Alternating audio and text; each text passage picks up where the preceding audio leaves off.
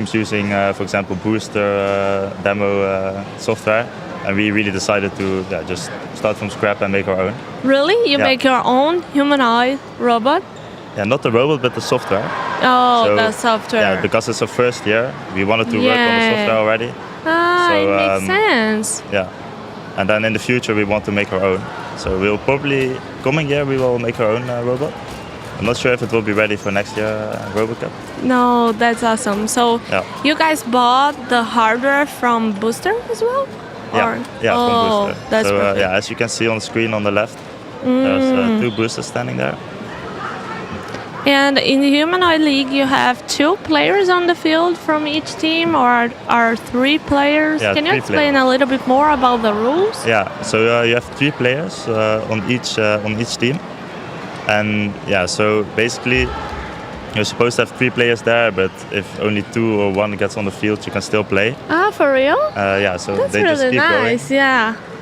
Because yeah, of course, sometimes some robots might break down. So I think right now we only have 2 robots. There's one Oh, robot I think fell yesterday, and it broke. I think it broke his arm. So no way. yeah, That's so sad. we brought him to the hospital, but I think he might be recovering soon. So Oh, wait, the hospital, the robot the hospital? robot hospital, yeah, the robot hospital. It's like in your guys, where you guys are staying, or is like here? Here is the hospital.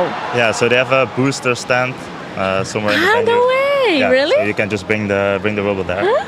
I was walking by and I saw a lot of broken robots. Not a lot, but some of them were like a broken arm, Yeah. or some of them without their heads. And I was like, what's going on here? So that's the hospitals and the emergency room Yeah, for robots. Yeah, for sure. That's awesome. Yeah, so we brought it there yesterday, and I think now it's still not it's not Not fixed yet. ready. Oh, I think we started the match. We will be going for a kickoff here. let's see. So we're playing a Big Hero X. They will start the kickoff, and we have 2 robots entering the field from our team. Oh, perfect. So this is already better than we saw yesterday. Yesterday we were only able to have 1 robot on the field. Why? Yeah, because it's so of course we just started, and we saw that integrating all the different modules was a big problem. Yeah, must be very difficult. Yeah, it was really a challenge. So we noticed it now, and we're trying to, of course, improve in this week. But we're learning a lot from this. So from these practice matches and official matches. And that's why you guys are here for, right? Yeah. I mean, of course, that winning is very good, and course. we all want to win. But Yeah. I think that more than winning, we want to learn, right? Yeah. And Yeah. here is the best place, I Yeah. think. I Yeah, mean, this is you the can best see place. a lot of people that knows so much about robotics, right? And right now we are watching Big Hero versus Tech United, Yeah. right? And can you tell me a little bit more about the name of the robots? Name of the robots? Yeah. Yeah. So we have a few funny names. We have Mourtois as our goalkeeper. Oh. Yeah. So some of you might know him, but he's pretty famous for goalkeeper.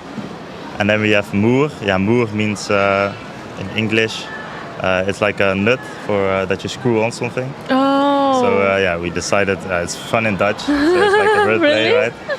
And we have other word plays as well. So we have Mourtois as first. We have Robonaldo. Robonaldo. everybody I knows, like that Ronaldo. name, Yeah. okay?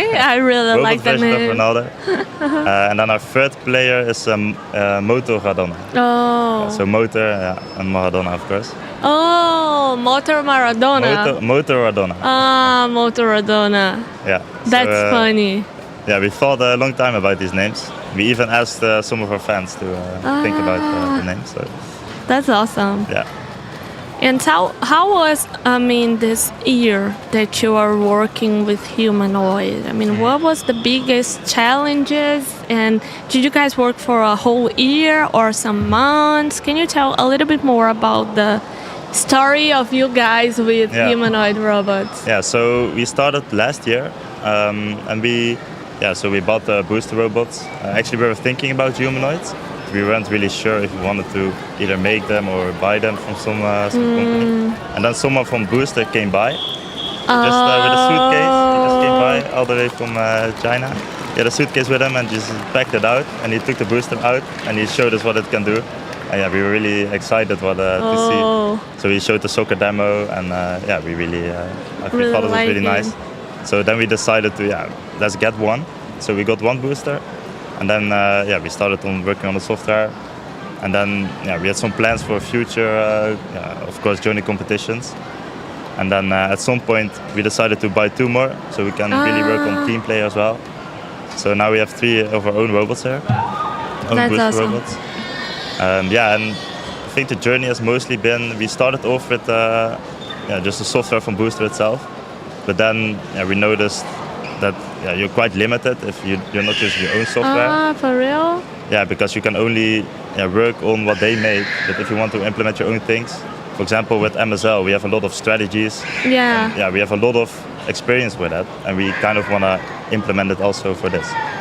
So that's why we decided to Do start our your own, yeah. software. Yeah. So basically, you're telling me that you in MSL you have a whole strategy and teamwork, Yeah. and you want to pass this for Humanoid, right? Yeah. Is that an easy thing to do?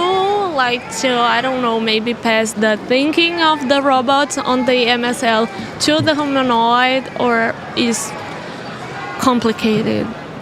Yeah. So of course the big concepts are still there for certain For sure. strategies. For example, if you want to attack, where do you want the robots to be? If you might want to pass to another robot, but yeah, we saw that of course these robots can't play as fast as the MSL robots. Yeah, definitely. They're going really fast. And they need to walk. Yeah, they need to walk. They need to get there They have first. hands. Yeah, so you notice that a lot of these strategies that we use in MSL can't yet be implemented because, of course, this is much slower pace. Yeah, that's right. And I see that your team robots are not quite playing right now. Is that right? Yeah. Can you explain a little bit what is happening right now so the public can understand the dynamic of the game? Yeah, so we have we had some problems with localizing ourselves. So, for example, you see one of our robots on the side now, Yeah. and they're starting him up. Oh, And I think, perfect. so once he knows where he is, then he's able to move into the field. But as long as he doesn't know, then he's not, of course, not allowed to enter. He will just walk without knowing anything. So I think, okay. it now just moved out of the screen. So, we had some problems localizing ourselves on this field. So we have our field of our own in Eindhoven. And of course, it's not the same as this one. It's a bit different. So you really train your robot to localize based on that. And then you change the environment, it's a right? Different environment. The lines might not be as wide as there. And of course, the ground is not the same, and the lighting is not the same. So there's a lot of different things going on, and then you really have to adapt. Definitely. Yeah. Definitely. So how do your robots how they can see the field? Is it a camera, only sensors? Yeah, Because so- you talk about lighting, right? So I Yeah. imagine it's a camera. Yeah, that's a camera indeed. So on the robot, you can see in its head, it's basically just a really big camera in the middle, Yeah. and it only points forward. Oh. So if he wants to see something around him, he has to turn He his needs head, to turn his head. just like us. That's So funny. I think there's a zoom in, so you can see his eyes. Yeah. So there's a few cameras there. So actually 2, so you can see depth, of course. Depth. Oh. Just like we have 2 eyes, so to see depth. So That's very interesting. I never thought about that. How Yeah. having 2 eyes can help you, not help you, but make up capable of seeing, understanding what is in front of what. Yeah. And this, when you put this on robots, this is really awesome. And it's a very smart thing, right? And we see that the other team have different robots. Do you know a little bit more about those robots? I mean, so this is Big Hero X, and they kind of look like Unitrees. yeah, they look. They look so- like them, but I'm not sure if maybe they made their own robots.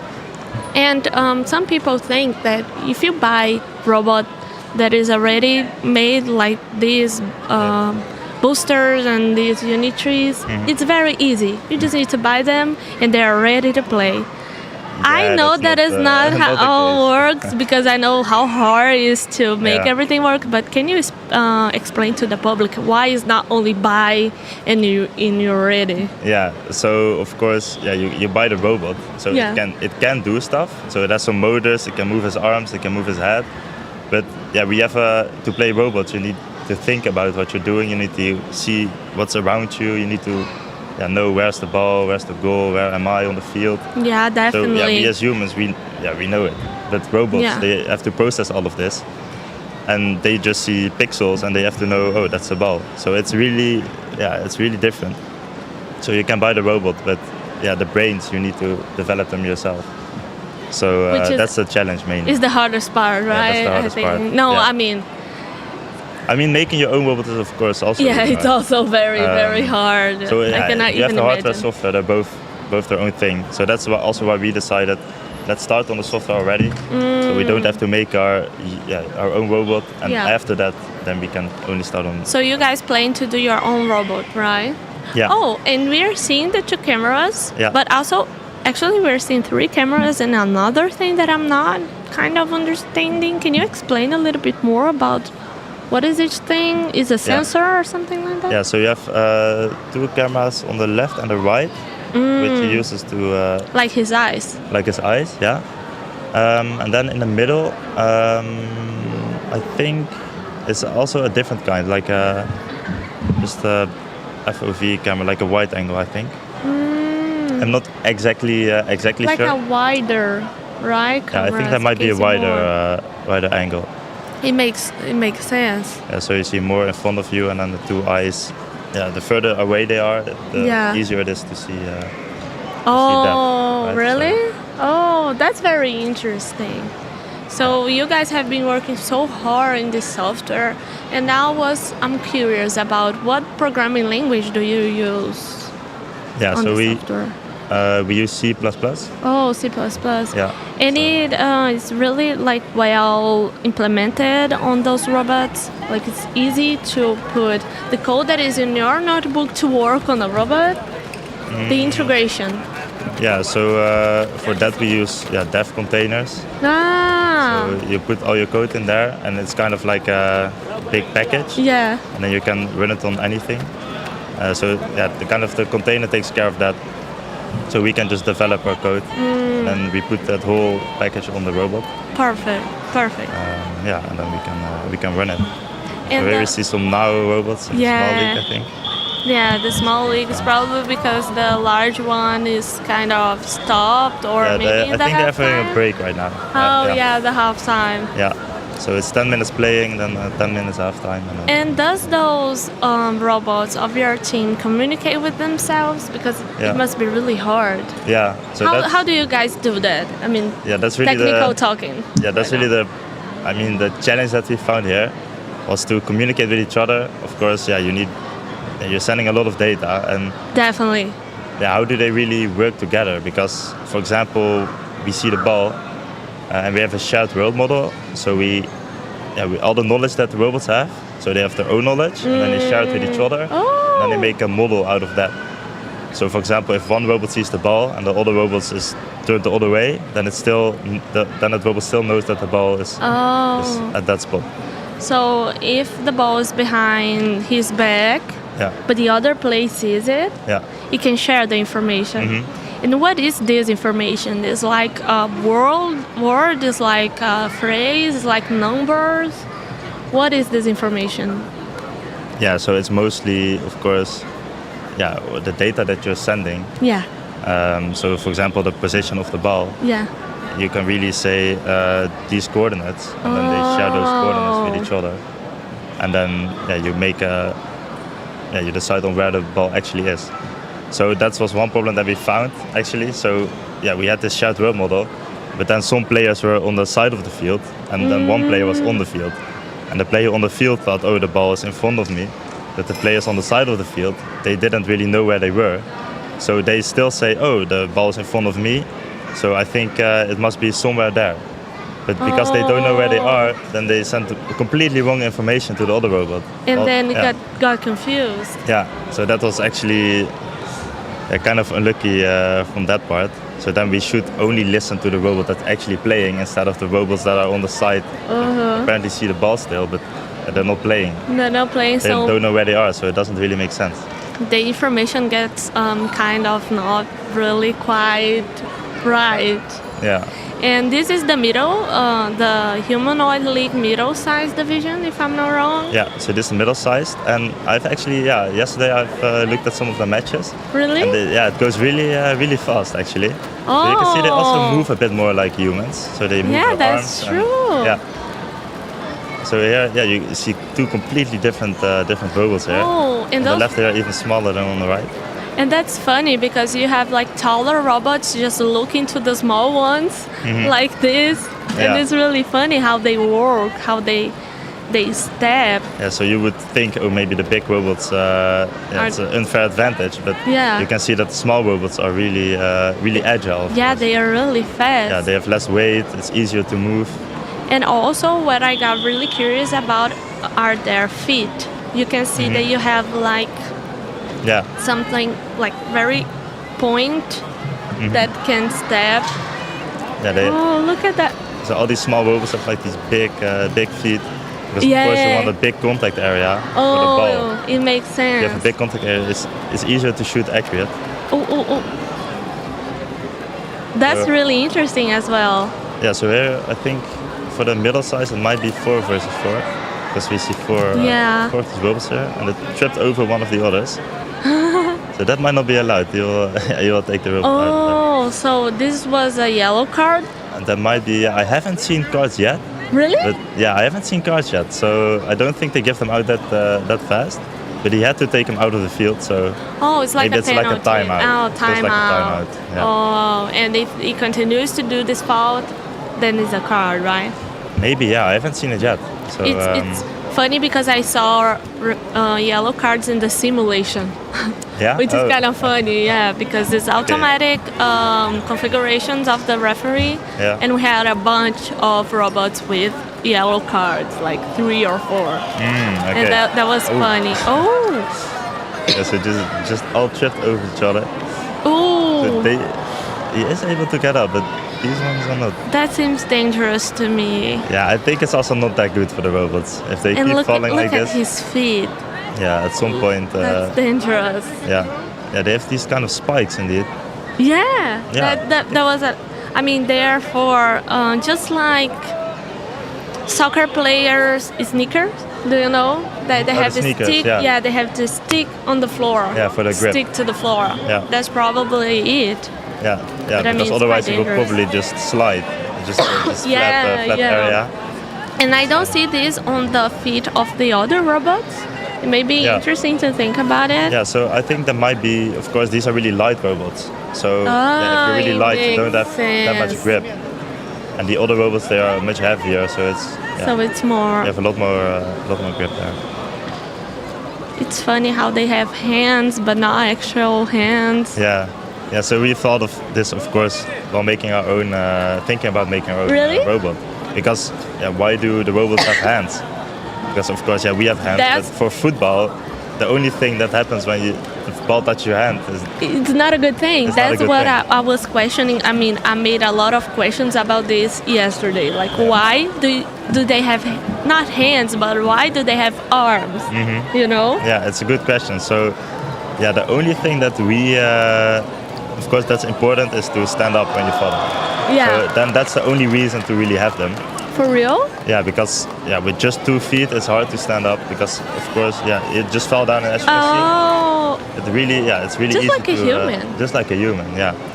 So the arms are needed for that, but apart from standing up, it's not that important.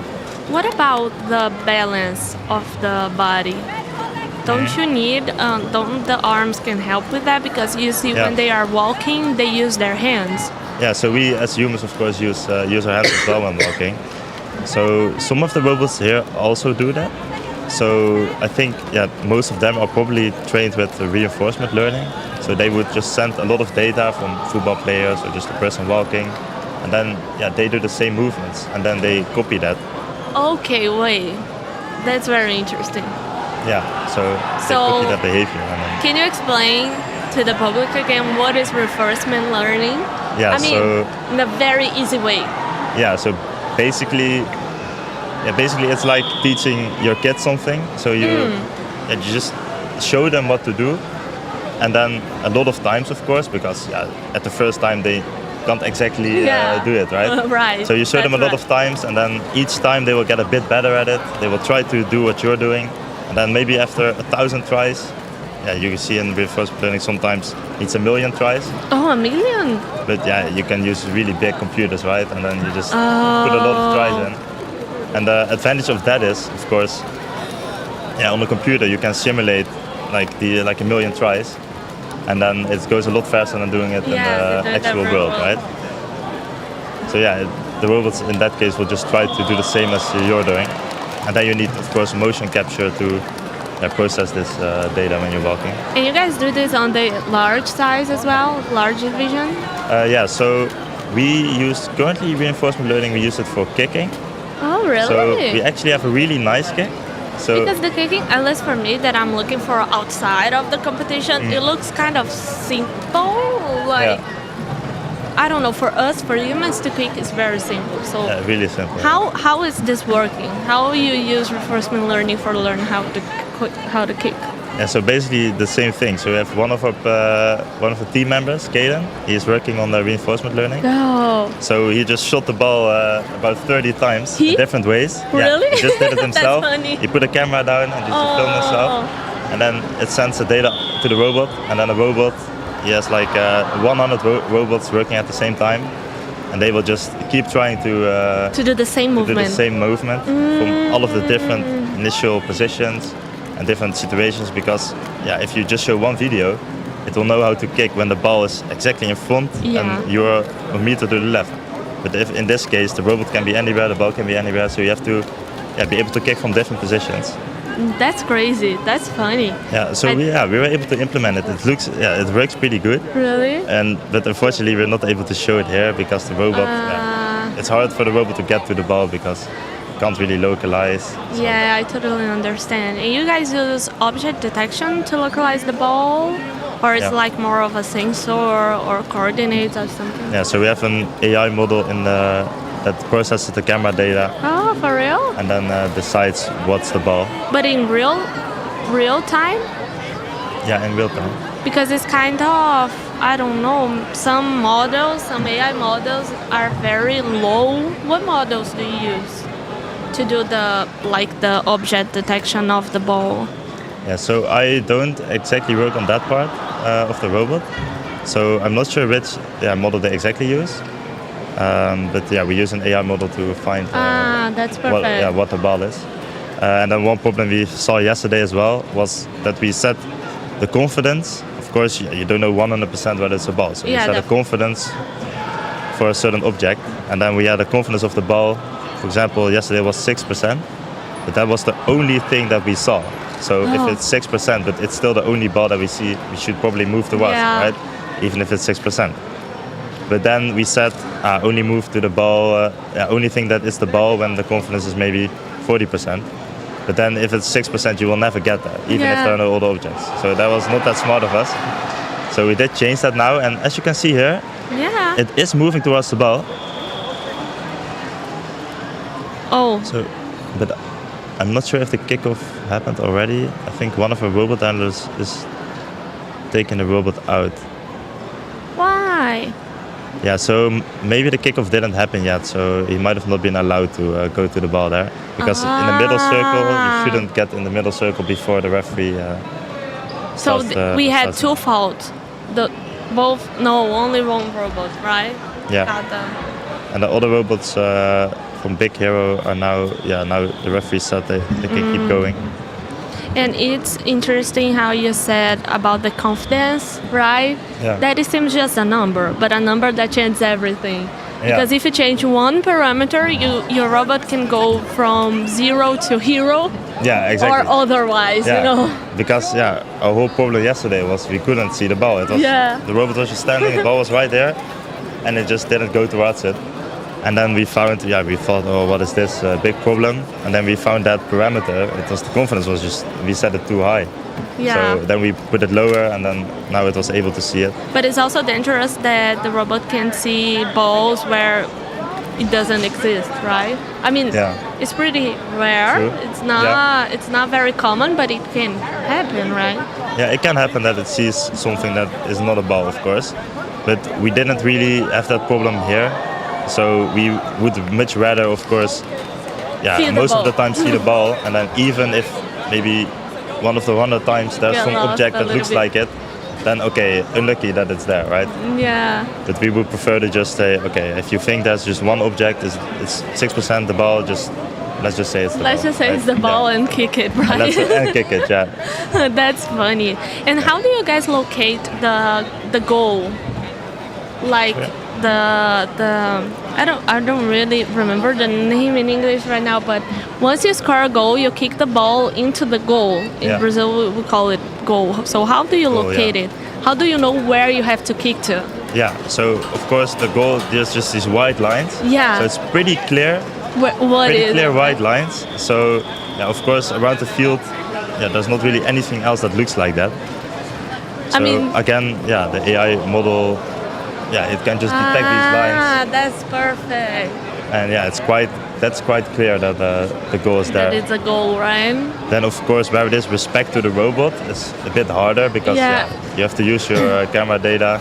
You can't just say exactly where the goal is. Yeah. You do know that it's And certain, you said that this AI module is implemented to other teammates. So, how is the division between your team? Who does what? Yeah. Or everything does a little bit of everything. How is this organization? Yeah. So you guys can improve humanoids and MSL as well. Yeah, so this division, of course, we worked on it a lot with MSL already. So you're swapping players all the time, balls all the time.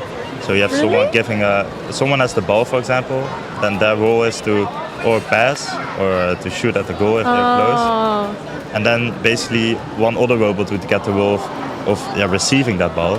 And then they would communicate with each other, are you ready to pass the ball? And then the other robots, so in that case, it's really easy to divide the work. who does what, right? Yeah, who does what. And in this case, we did work on the role division part of the code, but unfortunately, it didn't really work with all integrating everything. So now we just said our number one, Mutua, is the goalkeeper, and number 2 and 3 will just try to score Try to score as Yeah. much as they can, right? as much as they can. Yeah. And talking about outside the field, how do you guys organize the work, the job, of developing a software, developing hardware in middle-sized league? How is the work division between you guys and your teammates? Yeah, so what we did was we made some module owners. So for example, for the humanoids, funny. we have localization. Of course, you need to know where the robot is. Yeah. You have motion planning, how is it going to move. Oh. So you have strategy, and you have the world model. So you have all these different things. And then we thought, few people will be the module owners. Yeah. They will create some tasks, what needs to be done for this. And then you have a few people also working on it. So you have like leaders of each module, right? Yeah, leaders of each module. And then people who help to improve and to develop those modules. Yeah. No, exactly. that's a funny thing. That's a kind of interesting division of work, because if a person needs to do everything, it's kind of hard, right? Yeah, it's kind of hard. And how do you guys communicate and integrate all together? There's a person responsible for it? Because I imagine if you have like a lot of different modules, you need to make them all work together, Yeah. right? Yeah, so of course, that's of course a really important thing. But we mostly worked this year on just the modules itself. So we wanted to make sure that those work. You can integrate things that don't work, but then it's not really useful. That's not good, yeah. So just before the tournament, I think about a month or 2 before the tournament, we were thinking, okay, the modules are fine now, we were ready to integrate them. So we made one person responsible for that. He would coordinate it, and he coordinated the integration. So we talk to other module owners. What do we have right now? How can this module help this module? How do they communicate with each other? What do they send? But yeah, of course, yeah, just in 2 months is really hard. Definitely. Yeah, so that was really a lesson for us as well. That integration takes a lot of time. Really? Yeah. Oh. Yeah, so that's something that we can work on follow On the next years. Yeah. Right. And about that, what are you guys expecting from the next years? And also, is your source code available, like open source? Yeah, so for the MSL, it's all open source. Perfect. I'm pretty sure for the Humanoids is as well, because RoboCup is fully open source. Yeah. Yeah, so of course not before this tournament, but after the tournament, everything should be public. That's awesome. And Yeah. what are you guys planning to do for next year RoboCup? Because I mean, you're learning a lot of things in this competition. Yeah, yeah. So for the following year, the most important thing would be the integration. Oh, really? So, how do we get all the modules together? And how? Yeah, I mean, I think the goal would be to play an actual game. Cool. So we have 3 robots, and then actually be able to play together and score some goals. Because right now we're not able to. So I think that's a good goal for the following year. Definitely. And then some people will also be working on the new Humanoid, on the hardware. Oh. So that's also really Like the interesting, of Humanoid course. from scratch? Humanoid to scratch. So That's we will probably start so hard. with just some legs, and then we will. Yeah, if you have just the legs, you can already do some kicking, for example. You don't need the whole Humanoid, so we can already train it to kick with just the legs. But that's kind of crazy, don't you think? Like you see a humanoid with just the legs playing football. Yeah, then it wouldn't be playing on a field, but we would just hang it up somewhere And trying to learn kicks, and try right? to learn kicks, or just try to walk. Of course, that's much more important than kicking. Definitely. So I got one more question for you. Actually, I think a few more questions I have. Yeah. You said that all the thinking goes into the robot. So the robot must be able to see, to understand everything. Isn't that really, I mean, what machines they have as a brain? Like how they do this computation? They have a PC in their brain? How does that work? Yeah, so there's a PC in there. So Really? not like a PC at home. Not like a big laptop, box. right? Not a big box, but some processors that can, of course, process all the data. But that was also something that we saw, that the CPUs, actually, the CPUs of the robot, they kind of got overclocked at the really? previous matches, because we just sent so much data. So much data they couldn't deal with that. And they have to process a lot. So of course, if you ask the robot to compute their position 100 times per second, That's crazy. that was So that And was they no have problem. GPU or not? Sorry? Only CPU? They don't have the CPUs to GPU? process. GPUs, I'm not sure actually. I'm not sure if they have GPUs.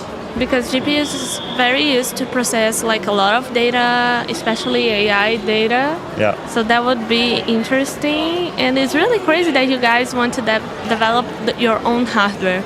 I mean, I see that it must be really hard because each cable, each component, it has its own right place. That is very difficult. So, and in those years, now talking a little bit more about middle-sized league, in all those years that you guys play middle-sized league, what was the most hard situation you got into? Situation, you mean?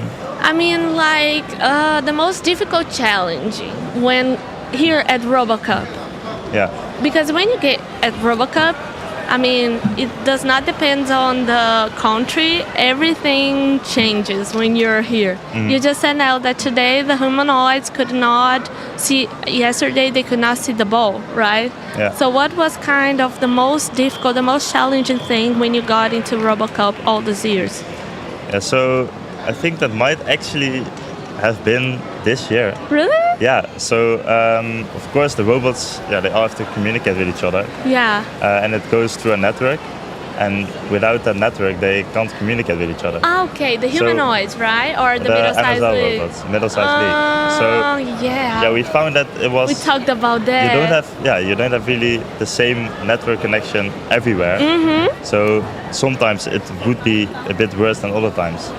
And maybe you should be able to adapt to this, because currently we're not able to, because we need the network to communicate with each other. And then when you find this problem, then you're like, maybe you should think of other things. Like how maybe in the future we don't really want to communicate just over a network, Wi-Fi, but use some other methods, for example. Definitely. And humanoids use Wi-Fi to communicate as well? As well. But here in the humanoids, they actually made like a limit that wasn't that high for sending packages to the robot. And I think therefore it might be less of a problem. So we send a lot to the MSL robots, but a bit less to humanoids. Oh, so that's why humanoids are working very well. And middle-sized league, we have some problems in the past times, right? Yeah, but now it's improved already. So. Oh, perfect. We saw some nice matches, and we're excited for this afternoon and tomorrow. Oh yeah, that's awesome. I think everyone is very excited. I mean, this is a full place. This is a place full of people. We are very happy and excited to see what's going to have. Like in the afternoon, tomorrow will be a very good day. Very exciting to see all the matches. It's also nice to see that there are a lot more people now. Really, that are just enthusiastic to come here and watch all these matches. Yeah, that's very, very funny. So we just watched the Humanoid League. We saw the large division, but also the medium and the small one, right?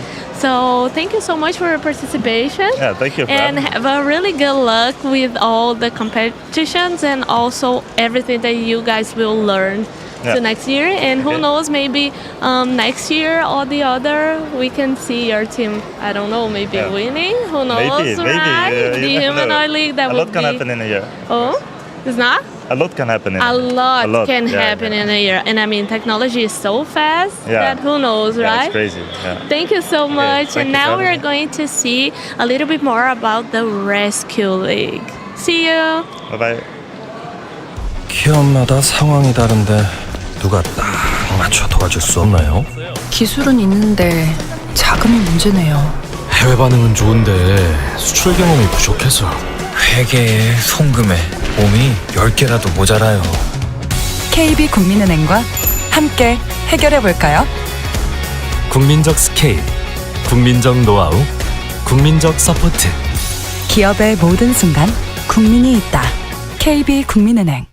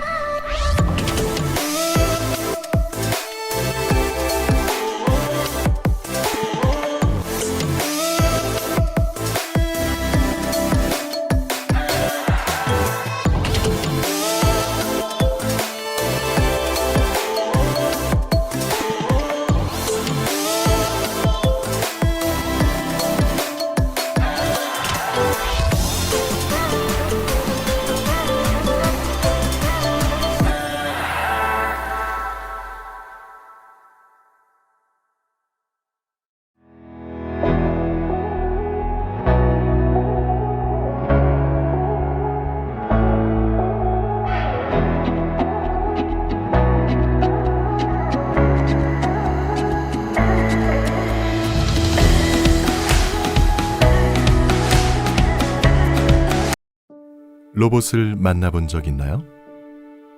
우리가 기다리던 혁신을 만날 수 있다면, 매일 로봇과 함께할 수 있다면, Now Robotics. 전문 산업만 누리던 현실을, 전문 엔지니어만 누리던 기술을 당신이 사용할 수 있게 만듭니다. 우리는 로봇을 만듭니다. 누구나 사용할 수 있는 로봇을 만듭니다. 로봇으로 더 나은 내일을 만듭니다. Now robotics. 당신이 꿈꾸는 내일을 만나보세요. A future with robots. Now robotics. Cutting-edge precision technology. Perfectly optimized, powerfully compact, the core of next-gen robotic movement. High ratio yet effortless backdrivability. Powerful, flexible, and inherently safe for humans. 100 revolutions in, one powerful turn out.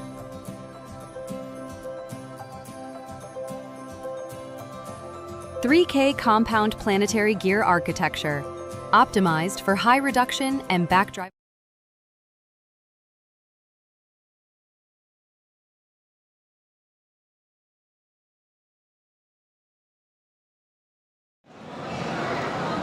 Hi everyone, we are back with a rescue rig and we have a very special guest here. Hi, it's nice to meet you. Hi, nice to meet you. Nice to meet you. Could you please introduce yourself? Yeah, sure. I'm Cam Saidi. I actually work at the National Institute of Standards and Technology in the US. Yeah. We are part of the Department of Commerce, but we organize also the Rescue League at RoboCup every year. Thank you for introducing. So it's already the third day of the RoboCup 2026. So how was the past 3 days? We had 2 days of preliminaries. We had 23 teams total that went through all of the tests multiple times, 2 times each. Wow. Over 2 days. And today is the final semifinals, and we have 12 teams total going through. 12 teams total. Yeah. They already, all of them went through all of the tests once, and this afternoon, right now, they're going through a second round. Oh, wow. So what happens to the team that did not win? Like, do they just watch or? So they watch, they can practice when there are breaks. They can also practice in the tests. But a lot of them also profit and go out and enjoy the country enjoy Incheon, and yes. But that's still a good experience for them to like participate in RoboCup. Oh yeah, absolutely. Yeah, absolutely. All right, so we're having a robot here. Could you please explain? Yeah, so this robot right now is probably doing one of our dexterity tests. And the objective is to see how well the robot can control its arm and put it in positions that it needs where to put they should be. Where they should be. So you can imagine that maybe this robot is inspecting a person that may be a victim. Oh, yes. Or it might be inspecting a suspicious package, like a suspicious bomb or something. Right. So this kind of task allows us to understand how well the robot can inspect such a package or such an object from all different angles. Yes, that is actually amazing. Oh, so it's called a dexterity test? It's a dexterity test right now, yeah. And right now it's not touching this task. This task doesn't involve touching. We have a different task that involves touching. This task is only seeing whether the robot can position the camera so that it can see the different sides of this object. And in each of those pipes, on the ones on the outside, there are QR codes that the robot will automatically read. And if it can read the QR code correctly, that means it was in the right place at the right distance. Wow. And then it gets the score? And it gets score for each one it can do. Oh, okay. And then the center one, the one that's on top, is basically a hazmat label. So it's a label that's typically put on hazardous material. Okay. And the robot is trying to automatically detect what kind of material that is from the hazmat label. Oh, wow. And what's the box over? So right now, this box, these are what we call them our sensor crates. Sensor crate or victim box. And inside is 5 different signs of life that the robot has to be able to identify. So there's a movement inside, something that moves really slow. Yep. There is a heat source. Oh, heat source. And there is a sound. Sound. So the robot has to be able to hear the sound, but also somebody at the box has to be able to hear something from the robot. Oh, okay. From the operator. I see. And then other two? And then usually we have CO2 detection, but we don't have it. Yeah, we don't have it this year. But we have a magnet in there, and the robot has to get close to the magnet. You'll see the magnet is in the center. It's that blue thing. Yes. So it has a magnetometer reading magnetic field, and it has to get close enough to read the correct magnetic field. Oh, I see. How is the magnet related to like the victim? Like how is It's not necessarily related to the victim, but we're trying to understand whether the robot can get the arm close enough to a victim in the right place. And this gives us an idea that yes, they got to the right place. Wow, that is amazing. And there's also another hazmat label in there. But on the left, you see the person holding this object. Yeah, is that a magnet? That's our heat source. A heat source. So the hand is the heat source. But on top of the hand is this printed target that the robot has to look at through a thermal camera. Yeah. And it gives us also an idea of how good their thermal camera is. Oh, so he have to detect the heat and then find the objects or... Yeah, you're detecting heat, and then this object blocks the heat, so you see the outline of the object. Yes. It's kind of like a vision test, Yes. but for thermal cameras. Oh, amazing. Wow, that's very sophisticated. Yeah. So now it looks like they're done with this run, and they're probably going to do 5 minutes, and then they'll do more robots again, go through the whole thing. All right. Also, we have another robot here. Yeah, so this is different terrain. So we have different terrains. This one's a little harder than the other one. And the robot has to go from one side of the terrain to the other. And you see these pipes, for example, those pipes on there, make it a little harder for the robot to climb up because the pipes turn. And because we're trying to understand how good the robot is at climbing these hurdles. Oh, I see. The three pipe you're talking about? The 3 pipes, yes, make it harder to climb. I thought it makes easier to climb, but it makes harder. No, it because makes it harder. Slippery? Because it's slippery and it turns. And if you see on these robots, they all, some of these robots have these tracks. Yeah. If that track gets on an edge, it's very easy for it to climb. That's why we put the pipes, so it's harder. Oh, I see. This is our rapidly manufactured robot league. So they're smaller versions of the same robots, and all the tests are also smaller, but you see the same pipes, the same tests exactly. Oh, so this is the small version? This is a small version, yes. And you can't tell because, but now you can see relative to the people. It's much smaller. And so these teams are mostly high school teams. So it's not junior. But they're like in major, but high school teams. But high school teams, yes. Amazing. And the reason these things are smaller is not because they are high school teams. It's because in some rescue situations, you need small robots. Yeah, you need to go to the narrow paths. Exactly. Wow. Exactly. Okay. And for those kinds of applications, you typically don't want to send a very expensive robot because you may never get it back. Yeah, right. Right. And so most of these robots are 3D printed, or a lot of the components are 3D printed, and so they're very inexpensive. Yeah, but are they strong though? Like pretty strong? I mean, they're strong to do the tasks that they need to do. They won't be able to lift as much, those kinds of things, but to get to places, find victims, identify objects. Advantage they have for being small and being small and being inexpensive. Wow. And these teams do amazing things with their robots. They're very sophisticated. I see. I can tell. Yeah, like they even have an arm here, and they're going to be doing manipulation tasks. And grippers. Yeah. So what is he trying to do now? So right now they're trying to remove these objects from the cups, basically. And they have 5 of them to remove, and each. Oh, they should remove all 5 of them? Ideally, then they get more points the more objects they remove, and they need to take it back and put it in a crate, I believe, in this. I don't know exactly here. And in limited time, they have to remove all. So they're putting it in this basket. Oh basically. Wow, that's awesome. Yeah, most of the runs have a limited time where they can do all of these things. This is their finals right now for this. Really? For this league, it's their finals. Yeah. Wow, it should turn out well. Yeah. They have, I think, 8 teams in the finals. 8 teams. 8 teams. So it's regardless of the size of robots. It's just all one league. It's one league, but they don't compete in the same tests. I see. They have their own tests. They have their own rail and on-set. What's that?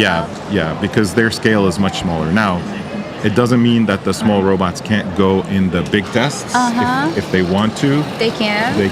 They can, but probably not. it's not part of the competition. Oh, I see. I see. And like gripping the pillars and taking back, transporting it. Is it like a hard technique for them to achieve? Or? Well, a lot of what you're seeing here is probably teleoperated, so it's not very autonomous. What we're trying to do is to encourage teams to be a lot more autonomous. And that's much harder to do. Oh, yeah, autonomously. Some teams can, some teams are really good, but I don't think this one is doing it autonomous. It's controlled. Yeah, I think it's teleoperated. Yeah. Like, do you think should robots like make their own decisions while rescuing, or should they like follow people's decisions? I think it's kind of tricky. I think both. I mean, certain decisions like navigation, detecting people or whatever, that can be all automated. That's fine. Oh, yeah. And one of the reasons why we encourage more autonomy is because the rescuers that are using these robots are usually firefighters, police, and so on. Their main job is being a firefighter, being a police officer, and so on. So they don't have a lot of time to practice with robots to make the robots do the things they want them to do. So the more the robot can do things for them, the easier their job is. And that's what we're trying to do, is to make it easy on the first responders. Yes, I understand. And there are some robots actually used in the field right now, right? Yes, like these kinds of robots. This is one of the robot dogs that's now robot dogs? This is a robot dog. It's now being used in emergency response or police applications. Wow, like so on site? Yeah, on site. And how are their performances? Are they performing good? Like, yeah, I mean, it depends what you mean by performance, but they have been used successfully. Yes. I mean by that. All right. But for example, this robot here, this particular model, it's a commercial robot, the bottom. And the arm is also a commercial arm, but this team put them together and wrote their own software to be able to do everything with it. Creative. But where's arm? The arm is the gray thing on top. Right now folded? It's not moving. Yeah, it's folded. Okay. So what advantage they have for having 4 legs rather than wheels? It depends, because for these kind of small legs, they can fit into tighter spaces. That's one advantage. But if we get to see one of the other robots with the wheels, the legs with the wheels do a lot better. Really? At least that's what we've noticed so far. But they each have their advantages and disadvantages. Yes, definitely. So legs with the wheel is the future. Right? It seems like it for a lot of applications. Okay, yes. Amazing. But this robot, for example, as a commercial robot, it already has a lot of autonomous capabilities. So it has sensors all around it to detect the environment and to prevent it from colliding into things. Wow. Right? So it's already, when you buy it, it already does that for you. Which means that it's already systemed? Yes, it's already in part of the system, which means that the first responder, all they have to do is drive with the joystick forward and not worry about hitting a wall or hitting something, because the robot is doing it. Now they can focus on what they actually want to do, which is to find a victim. Right? Like the main purpose. The main purpose is to find a victim, not be a really good robot operator. I see. I see. Amazing. What is he like trying to do right now? So right now it's going over this terrain. So we have, like I mentioned, multiple kinds of terrains that are from easy to harder and harder. This is probably like medium difficulty terrain. Oh, this is medium? It looks really hard. Yeah. It's medium because it has a lot of flat areas, so it's hard. Okay. But it's hard because it has these discs that rotate, make it slip. Spinning, right? Yeah, spinning discs. All right. Now we have another robot. What's the emergency button? So that's one of our dexterity tasks, which hopefully we will see in about 5 minutes. Yes. Where they have to also push buttons, because that's a task that's pretty. They have to push the buttons. In our semifinals and our finals, the robots go from one terrain to another. They get to do 3 terrains in a sequence for mobility. and show that they can do as many of those as possible. And then they have 5 minutes to do dexterity tests. Dexterity test. Yeah. Oh wow, amazing. So have you been last year as well? Yeah. Oh, so compared to last year, do you see any like outstanding technologies or improvements this year? Yes, there's more autonomy for sure than last year. Yep. Definitely. First of all, we have many more teams this year than last really? year. Yeah. This year we have 23 teams, and I think it's the most we've had since COVID. That's great to hear. Yeah, it's great. It's great, and it's we've seen a lot more autonomy this year than last year. Wow. For sure. So people are doing autonomous navigation. This robot might be doing right now autonomously. Autonomously? It might be. Yeah, Wow, I'm not that's sure. cool. But I've seen it do this autonomously. I don't know if the team is doing it right now. Yeah, but you mean it can, right? Yes, it can. So It can go from one side to the other all on its own. Wow. And when they do that, they get more points. Yeah. Because we're trying to get them to be more autonomous. Autonomous. But we've also seen some teams do autonomous dexterity. Oh, how do they do it? They've programmed their robots to be able to recognize where the buttons are and then to go and push them autonomously completely. Yeah. That's so cool. That's so awesome. This is our gravel terrain where it's again another level of complexity. Yeah. Sometimes we have also sand. And we have different type of size of gravel because like this kind of robot where they have the tracks, sometimes they don't do really well in sand because the sand gets stuck in the tracks. That's another issue. Yeah. Wow. So we want to make sure that they understand that it's not always flat ground. It's not always, concrete. Yeah, right. It can be all sorts of things. It can be things. any environment. You can be in any situation. Exactly. Yeah. Exactly. Wow, that's actually cool. Yeah. Is it stuck right now? It might be stuck, or it might be getting ready to do a dexterity task. Dexterity test? I'm not sure. So to do the dexterity test, you need arm, right? Or without arm thing? It doesn't really matter. Oh, really? But you need to be able to position a camera to do the dexterity task, like the one we're seeing here on the right. You have to be able to position the camera in the right place in 5 locations. Most likely it will be on an arm. And because we also have other kinds of dexterity tasks, like the push buttons, you probably have to have an arm. But we don't care. But it's not like mandatory. It's not mandatory. If you can do it some other way, fine. The robot could have a drone that flies off and does the dexterity task. That's fine. Wow. That's fine. It doesn't matter. Wow. Yeah. Or do you actually have team using drones to do the dexterity? Not for dexterity. We've seen before in other RoboCups where teams can use drones to do mapping and to do other kinds of things as well. Yes. Okay, and this one? This one is trying to it's trying to look. Yes. To look. Yeah, I'm not sure which task it's doing. Maybe it's still doing mobility, or it's setting up to do the dexterity task. Wow. It's looking at the QR code? It might be looking at the QR code or, again, setting up to, or still doing mobility. Maybe the mobility time has not ended yet. Wow. And of course you see that this terrain has holes and, so it makes it a little bit more challenging. But yeah, I mean, like it did not fall. No, because that's amazing. Yeah, and because this kind of robot also is doing mapping of the environment, so it knows where it's going to put its feet. Wow. And it can detect that, okay, I'm going to put it here, I'm going to put it here. How do they map? Like through sensors? Yes, it's got 4 or 6 different sensors around it that is mapping in 3 dimensions. Wow, that's actually amazing. So most of the robots can like map like omniverse thing? Yes, yeah, most of them can. And we have a mapping task, which they haven't shown here, but we have a maze that they go inside and map it, and then we can evaluate how good their map is. Yeah, right, that's amazing. And I heard that the setup changes every day?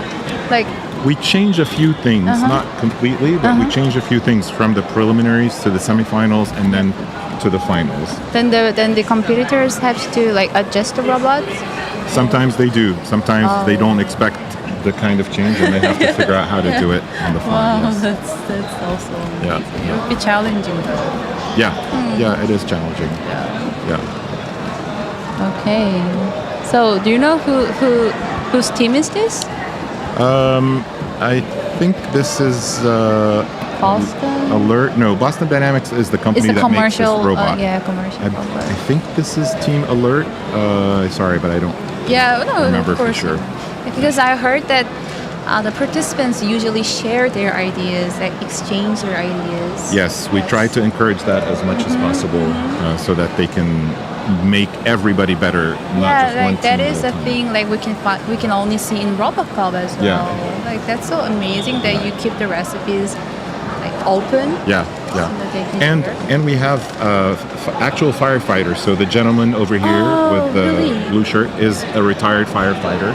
We Yes. have another one on our team, and we always bring them with us because they really understand what To do, what like, to do, and yeah, what we need from these yeah, robots. right. That's Yeah. amazing. Like he is the professional on the fields, right? Yes. He's the Yeah. pros on the field. Exactly. We have learned to do. Oh, this is camera. This is a 3D camera, one of the 3D cameras that's on this robot. Yeah. These are some other cameras as well on the front right there that they're showing. What exactly mean by 3D camera? Is 3D it- camera means it's not just taking a 2D picture like with your phone, but it's actually creating a three-dimensional Wow. view where you can take measurements, turn it around. Oh. And yeah, that's what it's doing. Like depths. And... depth, exactly. Wow. Yeah, sometimes they call them depth cameras. Okay, I didn't know that. Yeah, Depth yeah. cameras. It is So now it's using its arm. Oh, I'm right. guessing it's going to be. right. The folded Yeah. arms are not working. Yeah, I think it's going to be doing this inspection task. Inspection test. Yeah. And so it's positioning in front of each of the pipes, and it's probably going to try and read the QR code. Yeah. I don't know if they're doing this autonomously or not. We can't see the operator. Well, there now you see the operator. Probably so autonomously. maybe. Yeah, probably. Seems to be typing some instructions, and yep, he's like, okay. Okay, let's see what's let's going see. on. Yeah. Wow, we are on the next level of technology. Like, I mean, it is actually hard to see this kind of robots in your life. Yeah. They're not very common Yeah. in everyday life. You're right. But in these kinds of industries, like Yeah. first emergency response, they're becoming more and more common. Yeah. And how many nations have participated in? Do you know? Oof.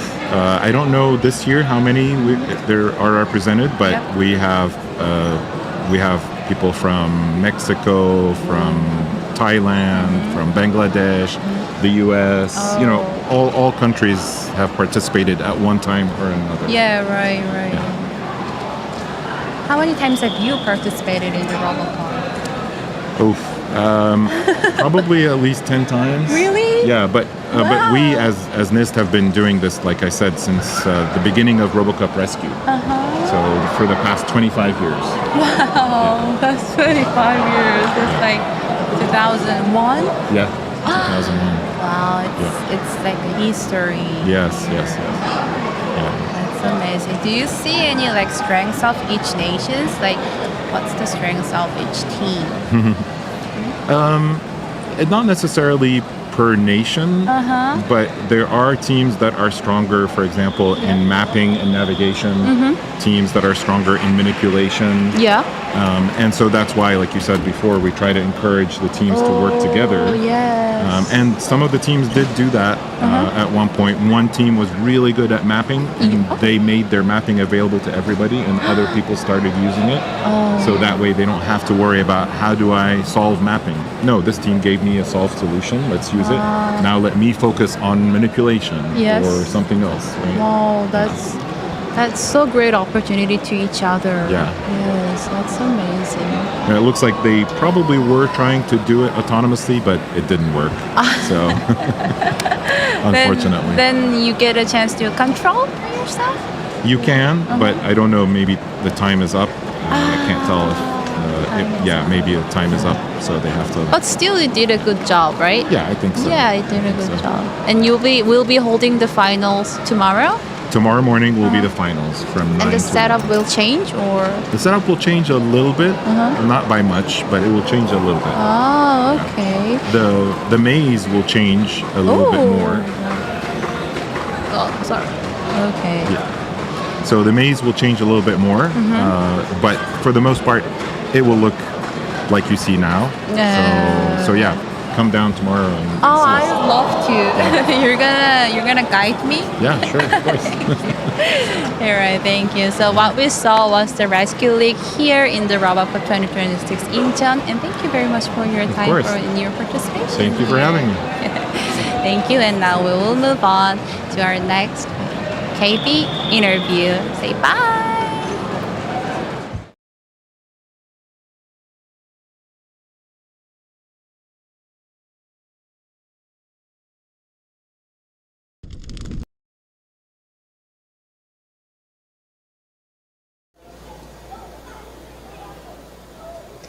Hello everyone, we're back again, and right now I'm here with a very special person.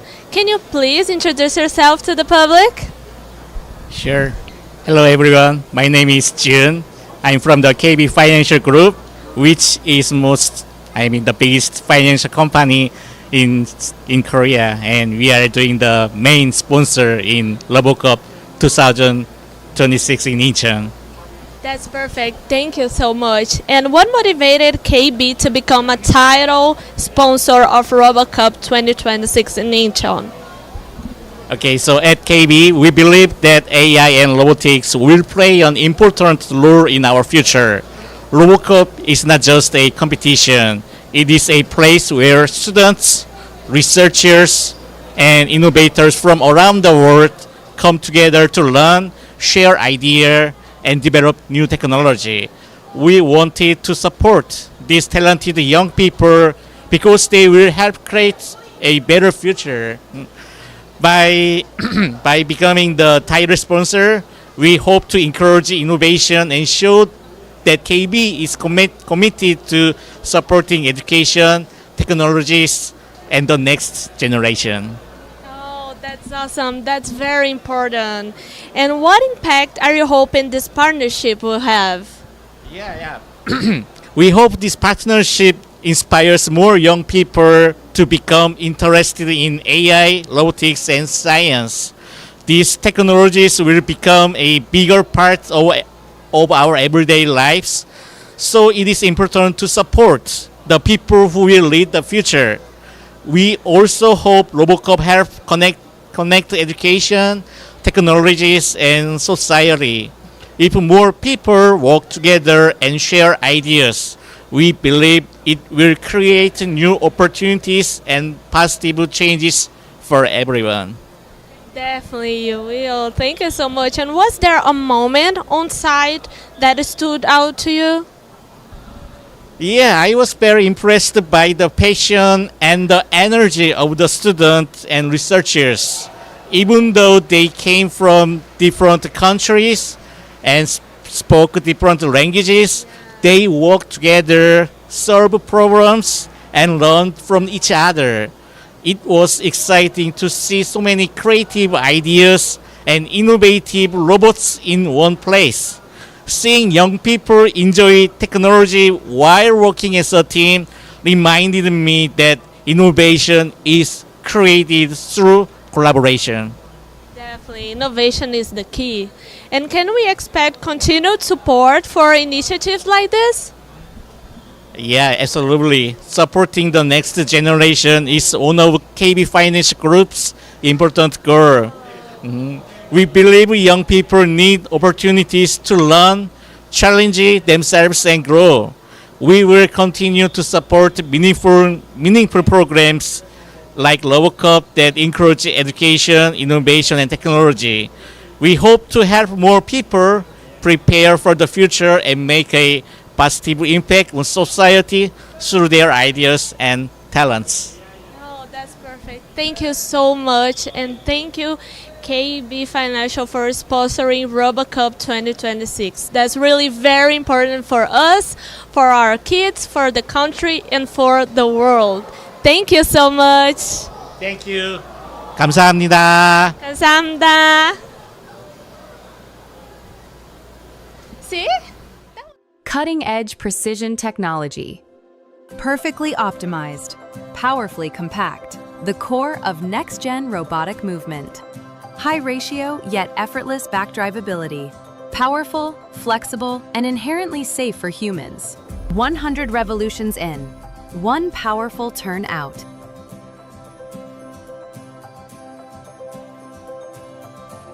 "3K compound planetary gear architecture, optimized for high reduction and backdrivability.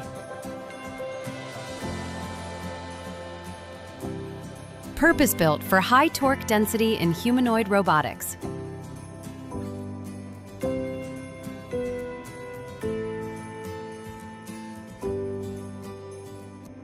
Motor, reducer, and driver, all in one. Built for humanoid robotics.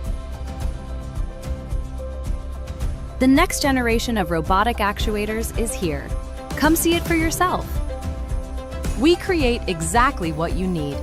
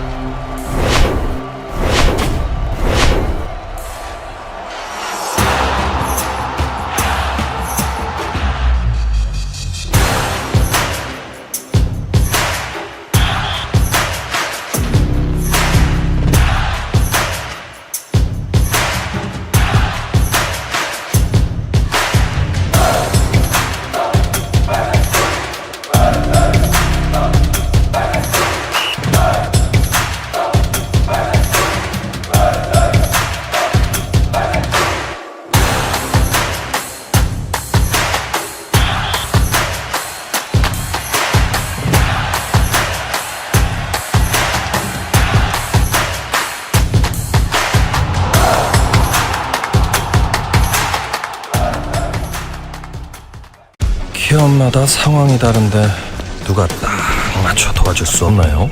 기술은 있는데 자금이 문제네요. 해외 반응은 좋은데 수출 경험이 부족해서. 회계에 송금에 몸이 10개라도 모자라요. KB국민은행과 함께 해결해볼까요? 국민적 스케일, 국민적 노하우, 국민적 서포트. 기업의 모든 순간 국민이 있다. KB국민은행.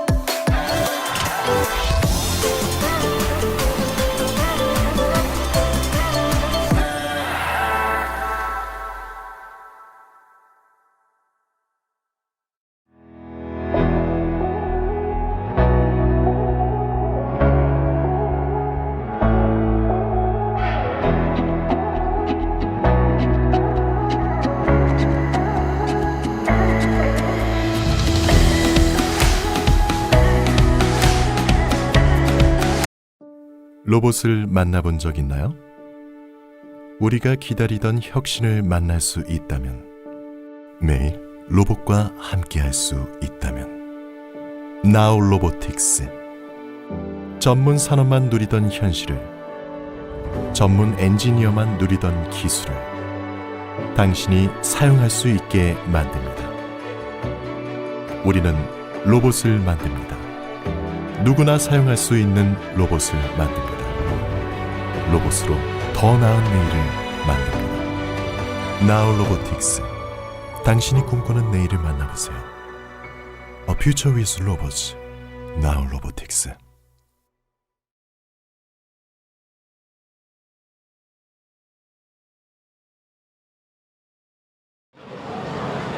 Hello everyone, we are back again, and now we're going to talk a little bit more about the RoboCup Smart Manufacturing League. This time I'm alone here. I don't have someone to interview, unfortunately, but we are going to see what those robots are doing. And this league is very interesting. It's the first year of this league because this competition, this league is merging the former RoboCup Logistics League, the RCLL, and also the RoboCup at Work League. So basically it models a fully integrated autonomous factory environment, which the robots need to do a lot of tasks, a lot of fine-grained and very difficult tasks, simulating industry, simulating a smart manufacturing.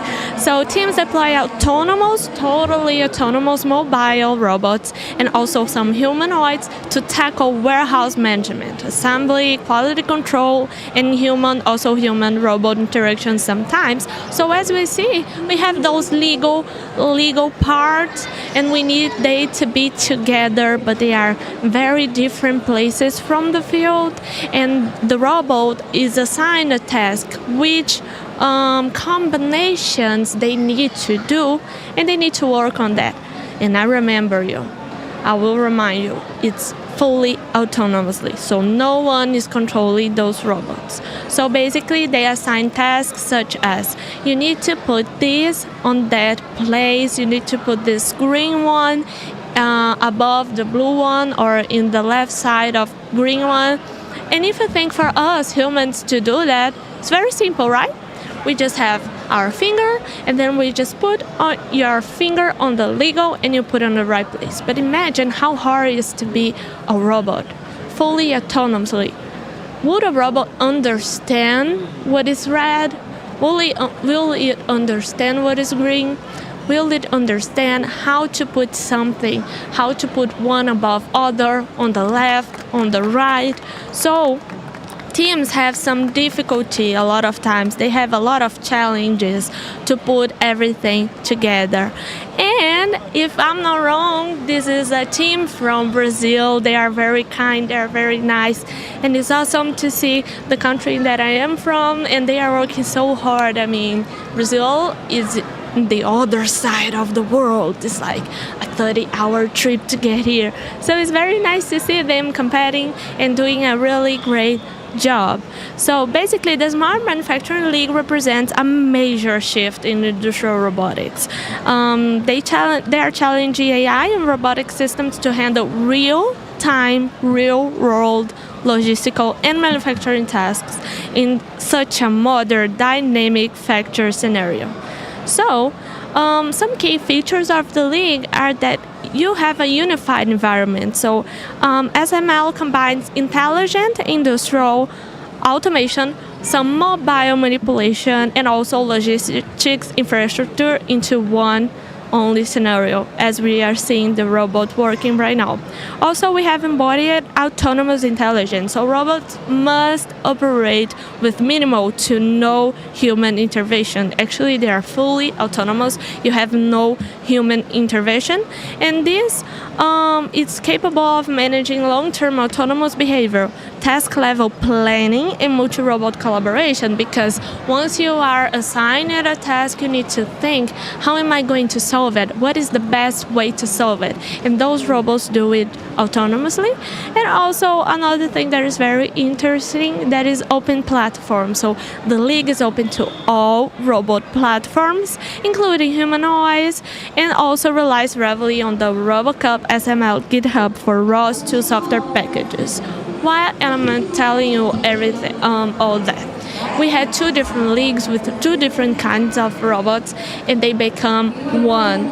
They become a really complicated, a really challenging one, but at the same time, every robot from at work and every robot from industry can work on that league, which is awesome. And also, everything RoboCup is open source. What that means? That means that if you want to check it out, the hardware and also the software of this robot, to understand the logic and to understand how it works, you can do it. It's online. You can understand. You can study.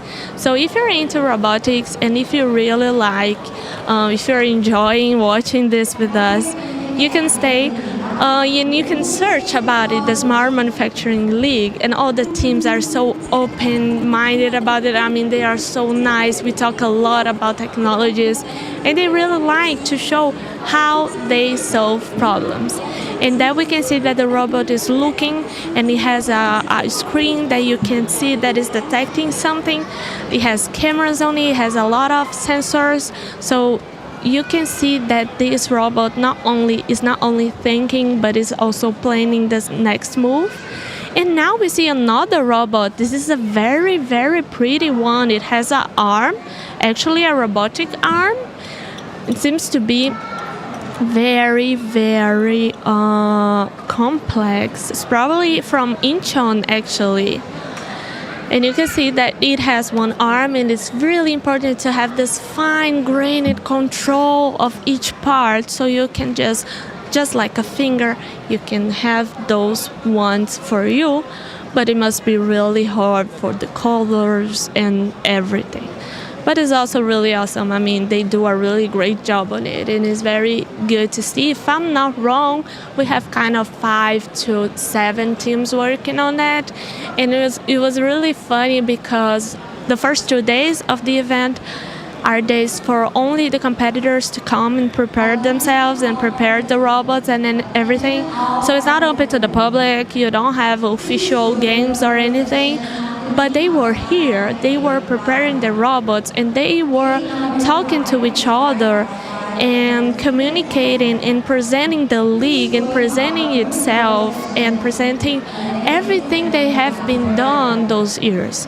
Unfortunately, last year we didn't have the industry league, we only had the at work, if I'm not mistaken. So it's really nice to see also how RoboCup have been improving the challenges and changing and improving their leagues to accommodate all his needs, to accommodate what the robotics needs, what is the main improvements, the main technologies we can have, and also with a lot of AI, because AI has been helping a lot of things to be possible. So yeah, that was really a quick view of SML. I'm really sorry for that, but right now at 3 we are going to have a quick break, because it's the official event photo, the official photo of the event.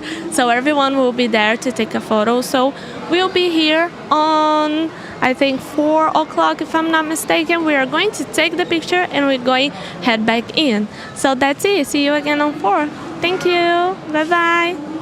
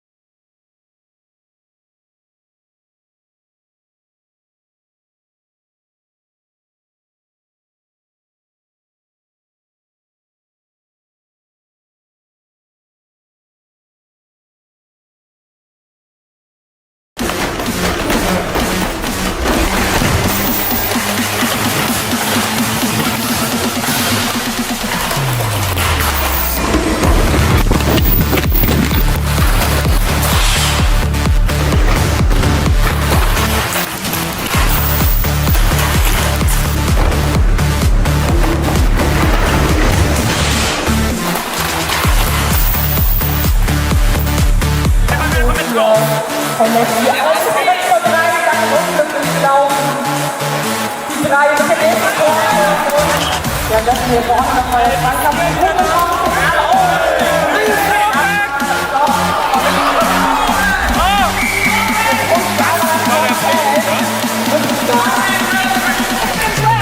noch 30 Sekunden und die Bremer erbarmungslos gönnen hier. Nach einer Chance 5. Das ist die Chance hier.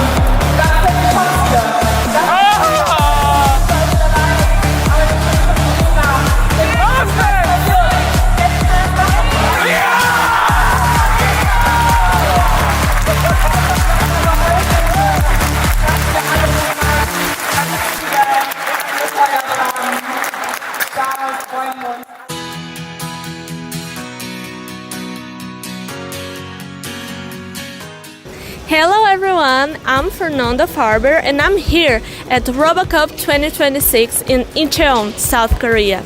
And throughout the event, I'll be showing you the most exciting robots, technologies, and competitions happen. Let's get started!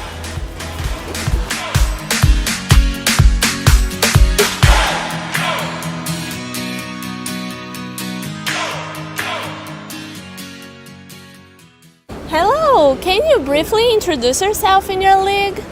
Sure. My name is Will Stuckey. I'm on the technical committee and I'm also a competitor with the A team. And I'll be interviewing for the small size league. Oh, perfect. So what is the main goal of the small size league?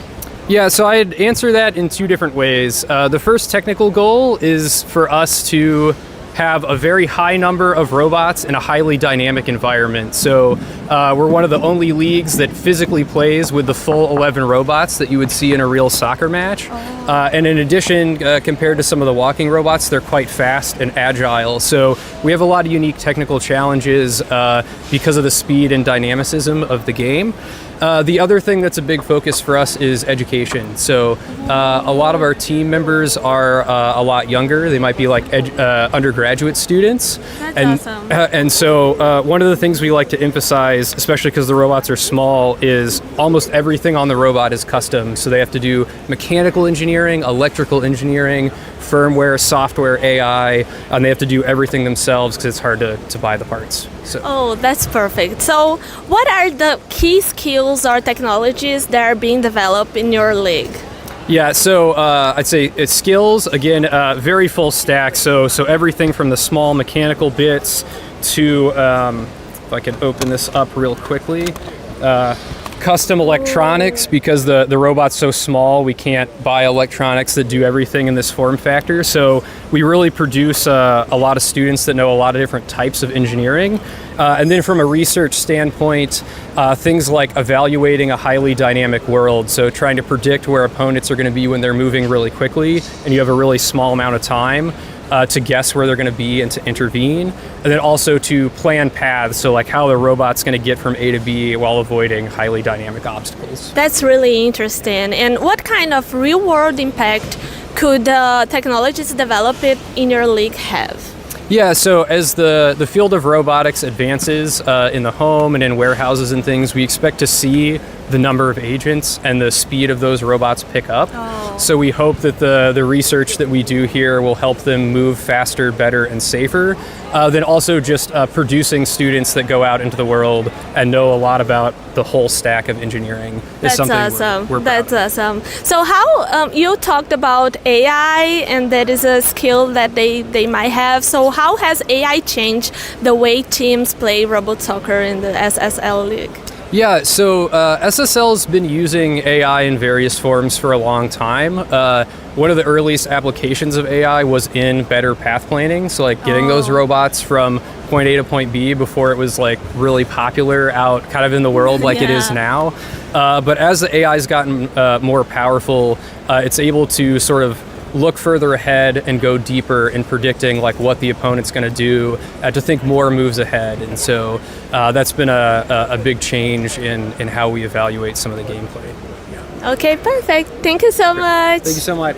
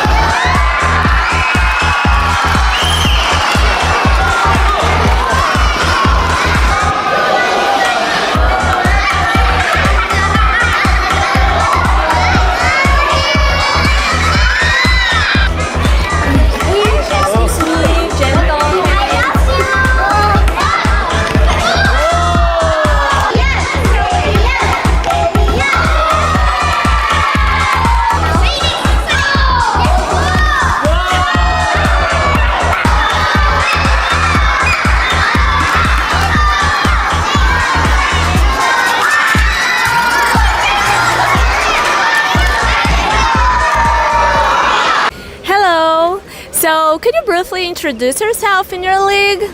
Hello, I'm Valentin. I'm exec of the Middle-Size League, which is a league where robots are playing in teams of 5 robots.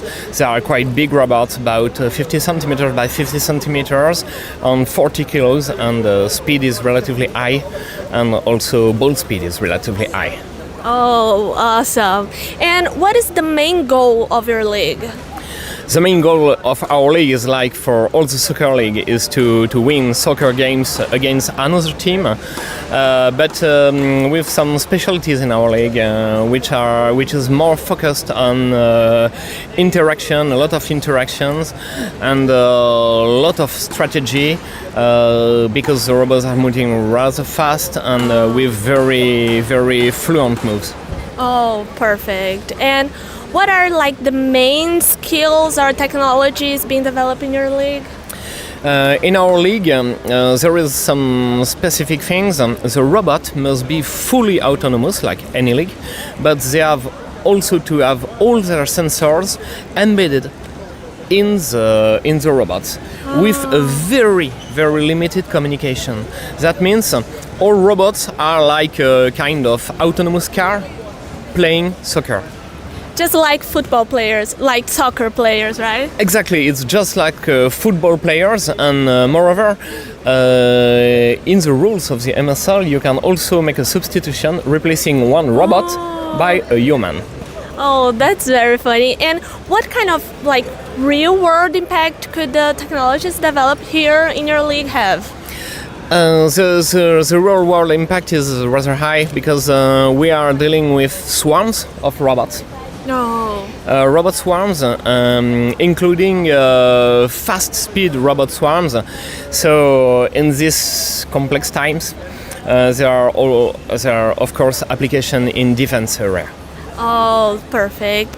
And what makes the middle-sized league unique among RoboCup's soccer leagues? There is something unique in MSL Soccer League is that you can play with humans. Really? Really, yeah, really. And the final game of the MSL is a game between the robots and the trustees of the RoboCup. That means, of course, it's a good step toward the 2050 objective. Yeah. Because in this league there are so many interactions, and the speed of play and the speed of balls and everything is very close to the real life and to the real soccer.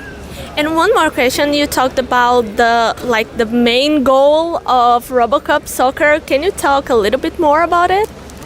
Yeah, for the main goal of RoboCup soccer, unfortunately or not, because it's the evolution of the RoboCup, the MSL League will progressively disappear to move forward, toward Humanoid. Of course, but it's the sense of the history. And also what we can say about that is that there are many things that can contribute to the humanoid leagues.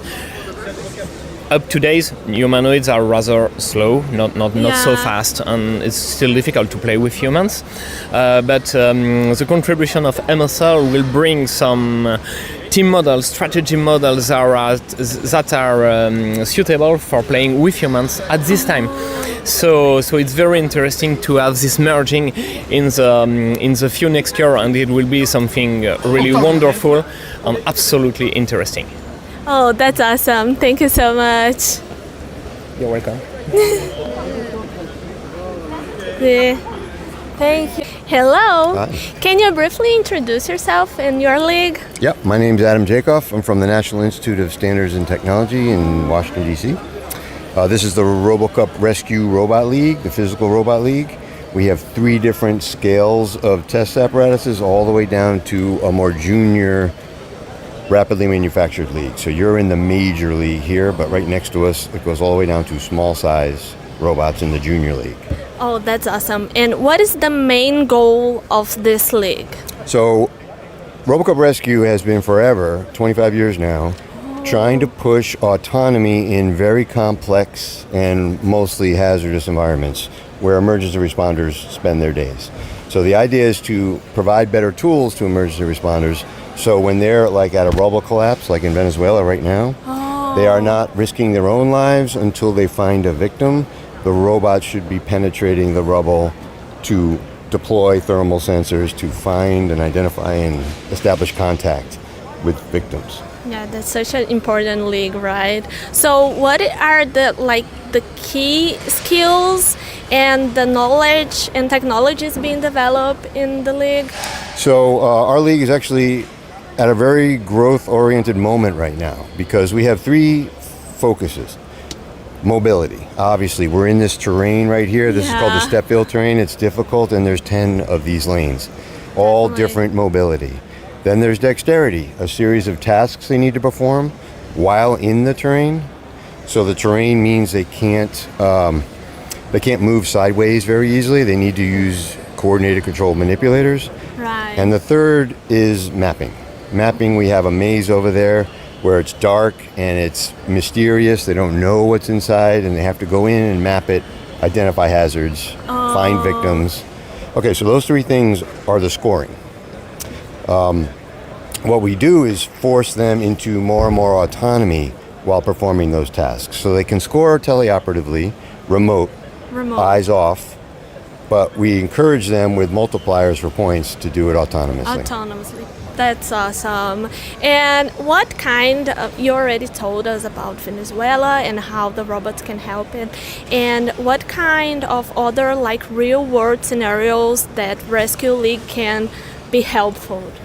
Okay, so what we're seeing right now is that the tracked robots that were invented for this league for 20 years are now being supplanted by legged systems, four-legged, dog-like quadrupeds. Four-legged wheels, even better than with legs. So what you'll see here are legged wheeled quadrupeds starting to dominate these terrains, carrying the same manipulators, carrying the same 3D scanners for mapping. And so they're going to start rising to the top. Next phase is teaming with drones. Aerial drones and legged robots or any ground robots to open doors and bring in more supplies. The teaming is what we're going to start focusing on. Oh, that's awesome. And also, how close are rescue robots to be used, in real disaster situation? They are already being used, or do you feel like we have some difficulty doing that in real world, for acceptance or something like that?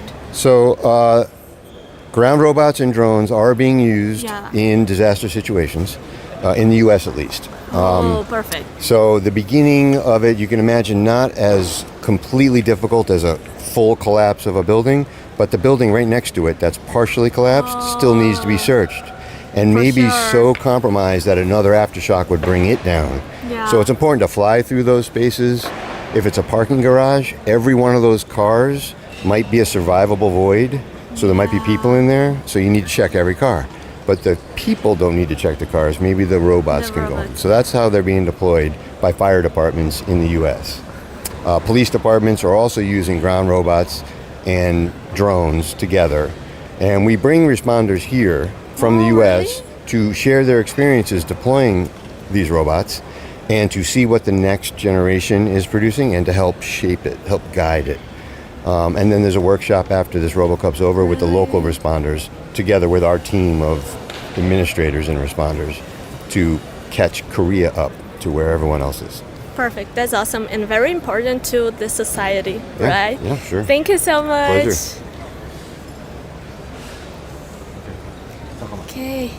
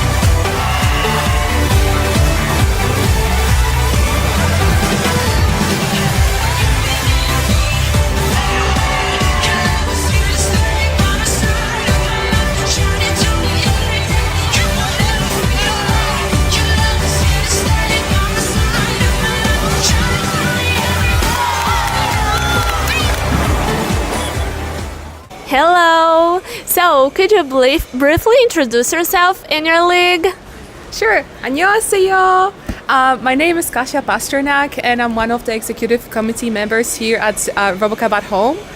So our league mostly focuses on domestic tasks. So if you'd like a robot to help you store your groceries, bring your bag, or just help you around the house, that's what we're trying to do here. Oh, awesome. And technically, what is like the main technical goal of the league?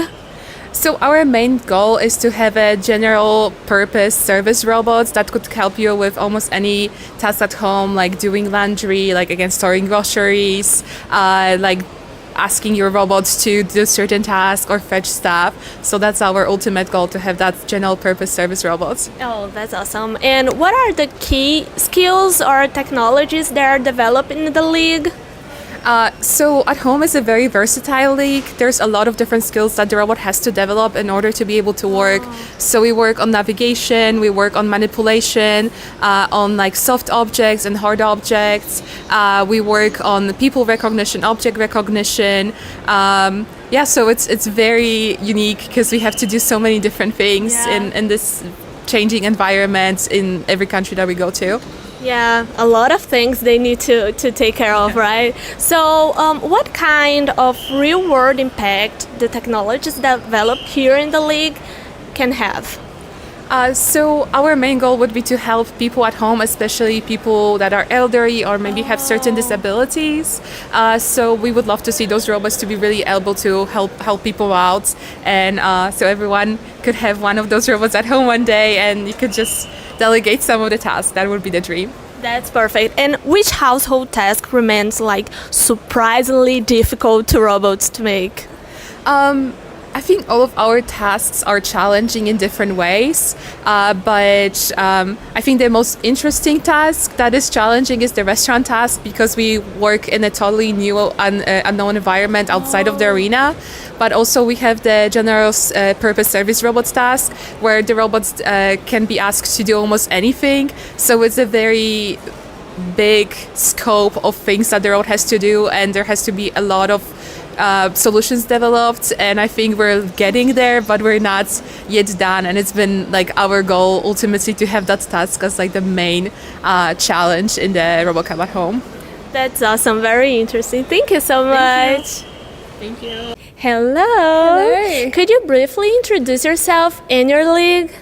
Hello, so my name's Margot Edwards, and I am a RoboCup Junior executive. So I basically had a great task of organising the entirety of the RoboCup Junior competition.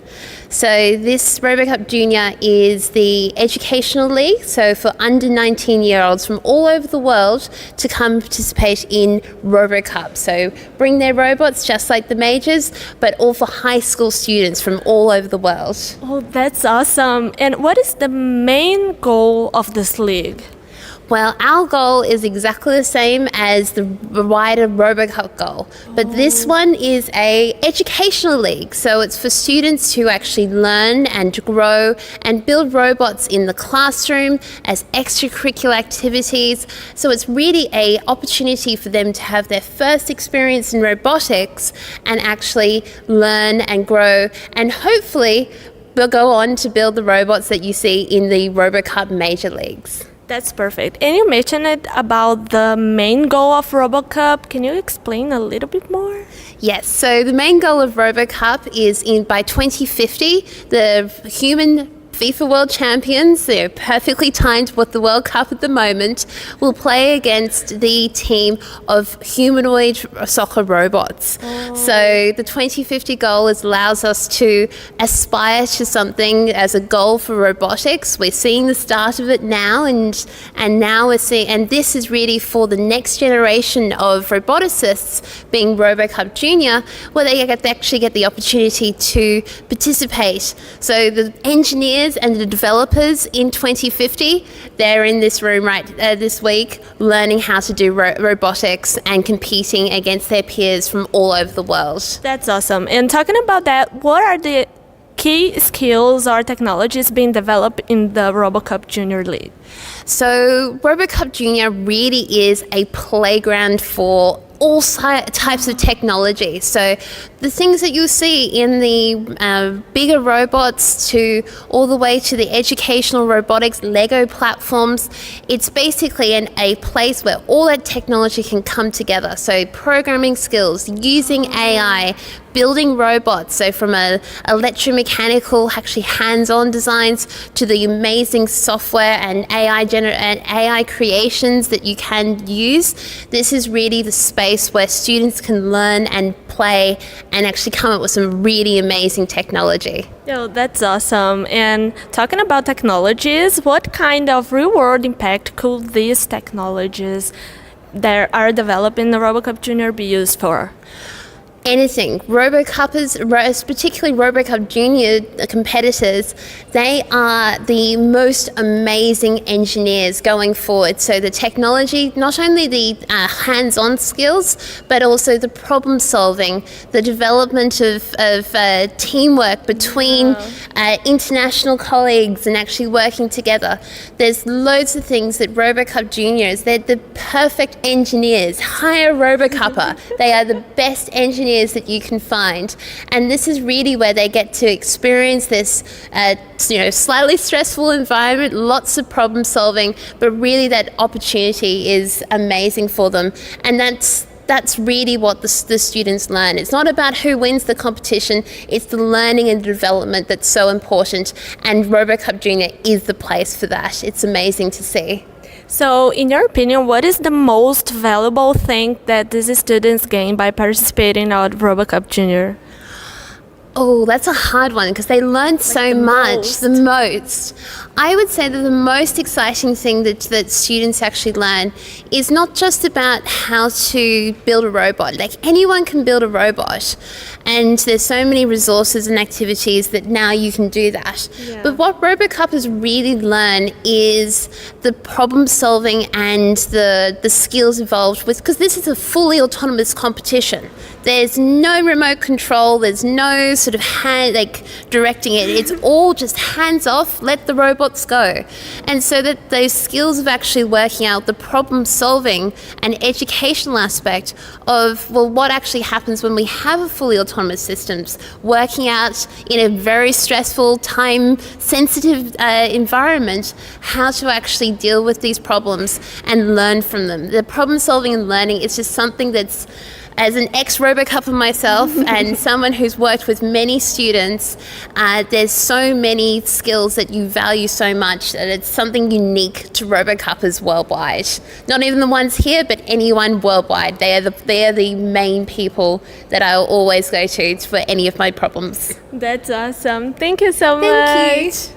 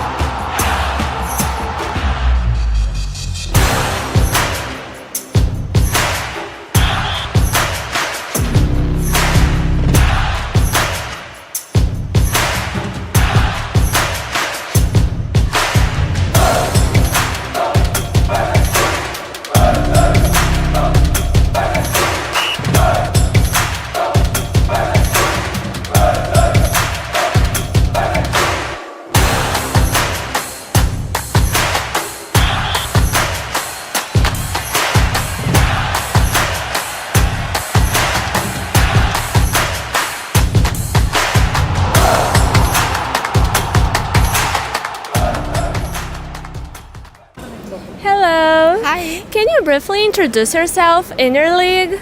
I'm Annie Nürsen from the Humanoid Soccer League. I'm part of the Team Human and the OC, which is the organizational committee. And yeah, I'm excited to be here. That's awesome. And what is the main goal of the Humanoid League? Our goal is, as the name suggests, is to play soccer on humanoid robots, which is the main difference to the other leagues at the moment. Yeah. Oh, that's perfect. And what are the most wanted skills and technologies that are being developed in your league? I think one big part is motion, because we have walking robots, so that's quite complex. But we also need strategy, robots communicating with each other, perception, which is the vision of the robot, for example. And yeah. Yeah, we have a lot of challenges here, Yes. right? And what kind of real-world impact could the technologies developed in the league have? I think many of the things like walking, for example, can be transferred to other tasks in the real world robots could Definitely. have. Also vision, like one big part of the soccer division of the RoboCup is that we combine all the skills into one. So everything the robot needs, that's very good to research and make progress. Yeah, that's awesome. And about the humanoid, you have the small size, the middle size, and the large size. Can you explain a little bit what is the difference between them? What are the different challenges? They're quite similar. The robots have different sizes and different weights, so it's mostly a protection for the smaller robots, so they don't get run over by the larger ones. But small robots can also participate in the higher divisions if they want to. It's also the team size is a bit different. The smaller ones could have more players than the bigger ones. But other than that, they have the same rule set and they are very similar. Oh, perfect. And this year introduced some important changes to the Humanoid League, right? So how do these changes bring us closer to the RoboCup's main goal? I think mostly it's that we now have more teams in the whole league, so the competition is stronger, and which will hopefully increase the progress teams make. And yeah, we also have a rule set that is closer to the FIFA rules now, so we're making progress in that direction as well. Yeah, we are going to see maybe a World Cup of robots. Hopefully. Thank you so much. You're welcome. Hello. Hi. Can you briefly introduce yourself and a little bit more about your league? Yeah.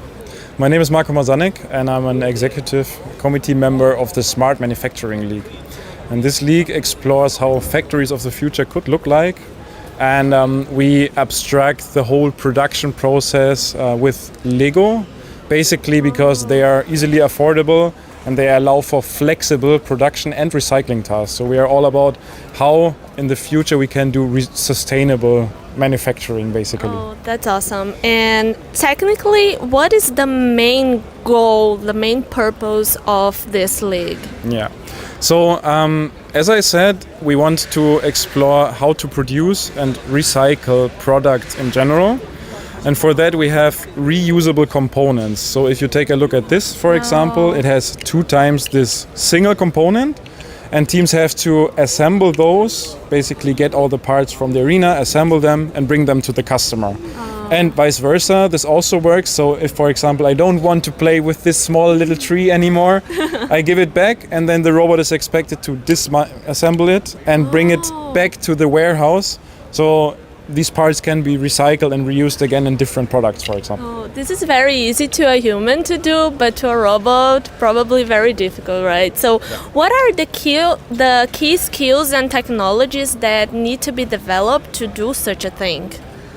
Yeah, so these robots need to combine physical execution with also high-level reasoning and planning. So, for example, if you just take this product here, the robot needs to get this part, so navigate autonomously within this arena, get this part, and then put it precisely on top of this, and then also put this precisely on top of this. And in the end, this final product needs to be delivered to the customer. And let's just take the example of needing to produce 10 different types of these products. Then the robot needs to decide what to do first, what to prioritize, maybe at which storage location, for example, to pick multiple objects, where only to take one, then assemble first, yeah. Oh, that's awesome. And what kind of real-world impact do you think that this league have? Yeah, so what we want to achieve is basically show the industry how the future production could look like. So moving away from producing in mass for keeping everything in large warehouses to going to on-demand manufacturing. So basically, I tell this autonomous system, I need, for example, this new tree, and then the robot fetches all the raw materials, builds it on demand, and delivers it on to the customer, basically. Yeah. Oh, that's awesome. And this is the newest league of RoboCup, right? Can you explain a little bit more? Yeah, so this year the legacy industrial leagues at work, and logistics merged basically. So we realized that we have a lot of similarities, maybe also some differences, but we were considering like maybe how can we combine this and make this also future proof for, I'd say, 2030, 2040, 2050. And also in that regard, like how can we maybe make humanoids more attractive in this exact scenario? Because obviously we have a lot of legacy teams using small robots, maybe wheel-based robots, and they will not be irrelevant, but we are also hoping that the humanoids can become more and more productive in such settings. And because they can generalize, so they can do both the assembly and maybe the logistics, warehouse handling part. We hope that they will also slowly grow into the league, basically. That's awesome. Such a big challenge, right? Thank you so much. You're welcome. Thank you. 기업마다 상황이 다른데 누가 딱 맞춰 도와줄 수 없나요? 기술은 있는데 자금이 문제네요. 해외 반응은 좋은데 수출 경험이 부족해서 회계에 송금에 몸이 10개라도 모자라요. KB국민은행과 함께 해결해볼까요? 국민적 스케일, 국민적 노하우, 국민적 서포트. 기업의 모든 순간 국민이 있다. KB국민은행. Hello, nice to meet you. Can you please introduce yourself and what league you represent? Hello, my name is Marcos Simões and I'm representing the Soccer Simulation 3D League. Oh, perfect. And what is the main goal of this league? This league has the goal to enable to develop the artificial intelligence behind the robots, because in the simulation it's easier to have large fields and more robots in the field with lower costs. So we can practice the multi-agent systems. That is when you use the collective, the group artificial intelligence, not only an individual robot using artificial intelligence. So that's the main goal of the league, is to develop the multi-robot systems. Oh, and this league is more similar to the large humanoid, the small humanoid, or the SSL league? It's similar to the Humanoid League.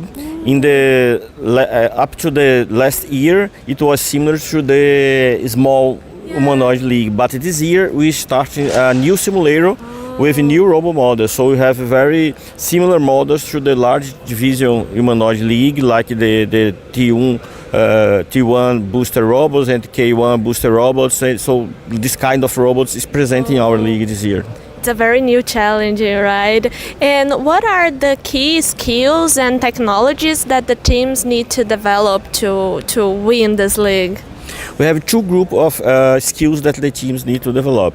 The first ones are about the robots, basic skills like running, walking, kicking a ball, get up, and all the basic movements. And the other group of skills is related to the team intelligence, how the team coordinate themselves to create a team strategies to win the games.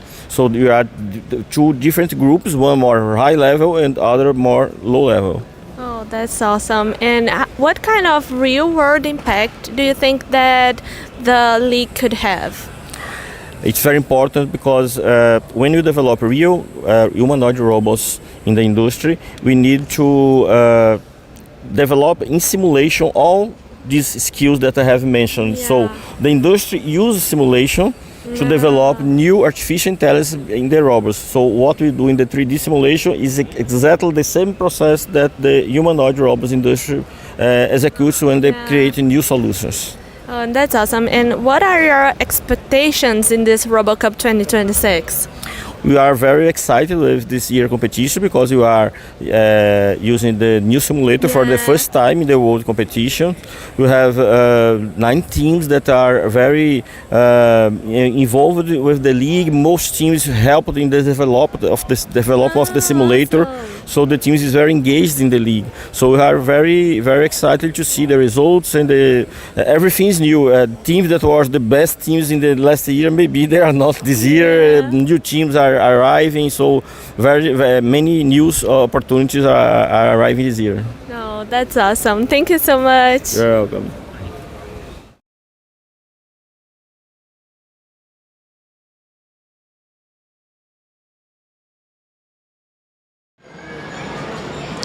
Hi everyone, welcome to SML Small Manufacturing League, and we have a very special guest here. Hi, it's nice to meet you. Hi, nice to meet you. Could you please introduce yourself? Yeah, hi. My name is Yusuf Prangono. I'm the team leader from Robo Erectors from Singapore Polytechnic, and also the OC for SML League. Oh, it's nice to meet you. Nice to meet you. So this is the third day of the RoboCup 2026, and how has the last 3 days been? Oh, the last 3 days was pretty tough, all right, because this is a new league.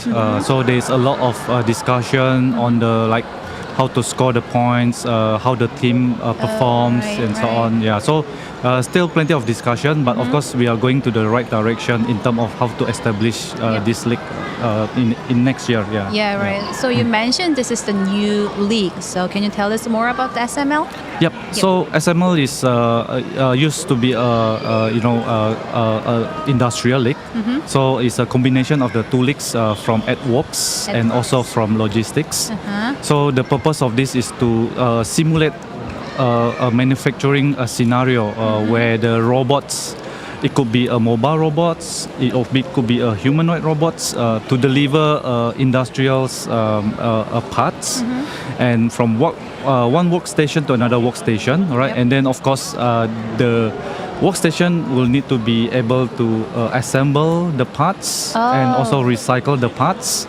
All right, so that's why there's some few workstation that has a robots, robotic arms that can be assemble the parts and also recycle the parts. And of course, the mobile robot will deliver that to the what we call a customer's counter. Right? Wow. Yes. We now actually see robots picking up the Lego. Yes. So at the moment, we don't have a standard product yet. So we are using a Lego brick to simulate the things, because Lego is one of the easiest form for us to assemble and recycle it. Yeah. Right. So yeah, of course, in the future, we have a discussion yesterday about what kind of object that we want to use for this league. So that is the future. And what came out? There's a lot of discussion. A real object from the industry. So for example, like a nut and a screw. Really? Yeah. So they want the robot to basically really doing these things. That sounds like more harder than the Lego. Yeah. Oh. So Lego is a pretty entry level kind of behavior, right? But of course, we are looking for the robot be able to do what the human doing. Exactly. There's the future for this league. Yeah. And I believe there are actually robots in the field right now, in like manufacturers and logistics. Like, how are their performances right now? Oh yeah. This year is we have quite big teams. Especially from Korea, from Singapore, from Germany, from Brazil. And also from Netherlands, all right. Netherlands? Yeah, this is currently Netherlands is playing. Okay. They bring pretty impressive robots to showcase. Especially I think for the Korea teams from Incheon National University, right? Oh, Incheon Just next door, yeah. So they bring their whole robot setup to the field, Wow, did they build for them? Yes. They are one of the team that have a successful, full successful runs for both planning and recycle. Right? Amazing. Yeah. So they're the only team that can do the recycle. At the moment. Right? That's actually So it's good. Yeah. Yeah. How did the team know that SML will be in the part of RoboCup? Like, it's totally new, but. I think because of the legacy for the the industrial league. We call it industrial league. Yeah. So we have the AdWorks and the logistics. They already knew. Yes. So they know that. I know the objective of RoboCup is to beat the human soccer team in 2050. All right. But there is also an element of industrial that you can pay. As what you can see, we have a rescue. We have a at home. Right. Definitely. Yeah. So these are the things that everyday humans doings, in the industrial, in home, and even in rescue situation. Yes. So that is why, this is also an important league. Of course, it is important. And it's actually hard to actually pick up the Legos and like assembling and disassembling Legos. Yep. So what kind of technical points do we have here? Oh yeah, so it's basically pretty similar to the humanoid. You need to have a vision Yeah. to detect, right? And then you need to have the robot that to be aligned to the workstation. In humanoid, you need the humanoid robot to align to the goalpost or to the line and so on. So pretty much the technology is pretty similar. It's just the application is being used in a different way. Yeah. So technology is pretty similar. Correct. To the Yes. robot. There's a vision. There's a planning. Even right now, with the new league, they are focusing on how we plan to deliver these goods. For example, you are going to build, let's say, a black, red and blue Lego, Yep. and it plays on two different workstations. And how you're going to go there in the shortest time Yeah. and deliver it to the workbench to the assemble efficient this. way. The most Yes, efficient correct. So the planning, we call it the path planning of the robots is important for this league as well. Yeah. I see. Correct. So yeah. the robot compute by itself. They like calculate. Yes. I mean, of course, at the moment, because it's still a new league, so we let the team to have a pre-planned path. But in the future, it's just that we told them this is the position. You got to have your autonomously. Yes. It's already autonomous. All right. Oh. It's just that the plan is a pre-planned. Like program. Yeah, program pre-planned. Yeah. Okay, that's amazing. Yeah, but it's as what you can see in the video, it's fully autonomous. Yeah. There's nobody remote controlling it. Yeah. Oh, it's fully autonomous, Fully autonomous, right now. yes. So robot itself decides whether to go, Yes. where to go. Correct. Oh, amazing! And Yes. that robot has a unique wheel. Oh yeah, yes. I mean, as what you can see, some teams come with the wheel, the mechanism wheel. So the purpose or the advantage of that wheel is you can slide to left and right. It's not. Really? Yes, while it's moving. So it's not turn left or right, and you can slide to left it and does right. not have to turn. It No, just yes, move. correct. So in industry, this is important. You can save a lot of time. For Yes, that, I've yeah. heard the term. It was omnidirectional. Yes, omnidirectional. Yes. Oh, that's amazing. Correct. Yeah. So with this particular movement, you will save a lot of times. Exactly. Yeah. Yes. Exactly. Yes. Are they the only team that has that kind of wheel? No, I think most of the in most of the team nowadays they are using this mechanism wheel. Yeah, but I think it's a common usage in the industrial. Yes. Really? Yes. wow. Of course, it's if you want to apply this into a real car, it's way too expensive. Yeah, right. That's like. But in the industrial or factory setup, yes, it's pretty affordable at the moment. Yeah. Well, now they are actually preparing something. No, they. I think the run is finished. So now the new team. Now you can see. It's coming up. Oh, that's a new robot. There's the Korea team on the right. Oh. And the German team on the right. So the German team is a logistic coming from the logistic. Logistics? Yeah. So the logistic robots, they are using a Festo base. A Festo is a company. So they. It's commercial robot? It's a commercial. Yeah. So they're using a Festo base as their robots. Wow. And on the left side, as well, you can see there is the INU, from INU. So they bring it their best robots. And the arm, they say that it is supplied by one of the biggest and largest robotics company in Korea. So they have a fully support by them. All right, I see. It's going to see a very exciting performance by them. We will. What's the box for? Like the small yes. box? So carry the Lego? Yes, correct. Because you can see it's pretty difficult for him to put the Lego there. I see. Because some of the if you have the mobile base like Korea, right, where you have the flat things, you can put the things on the flat tray. But currently, it's pretty amazing.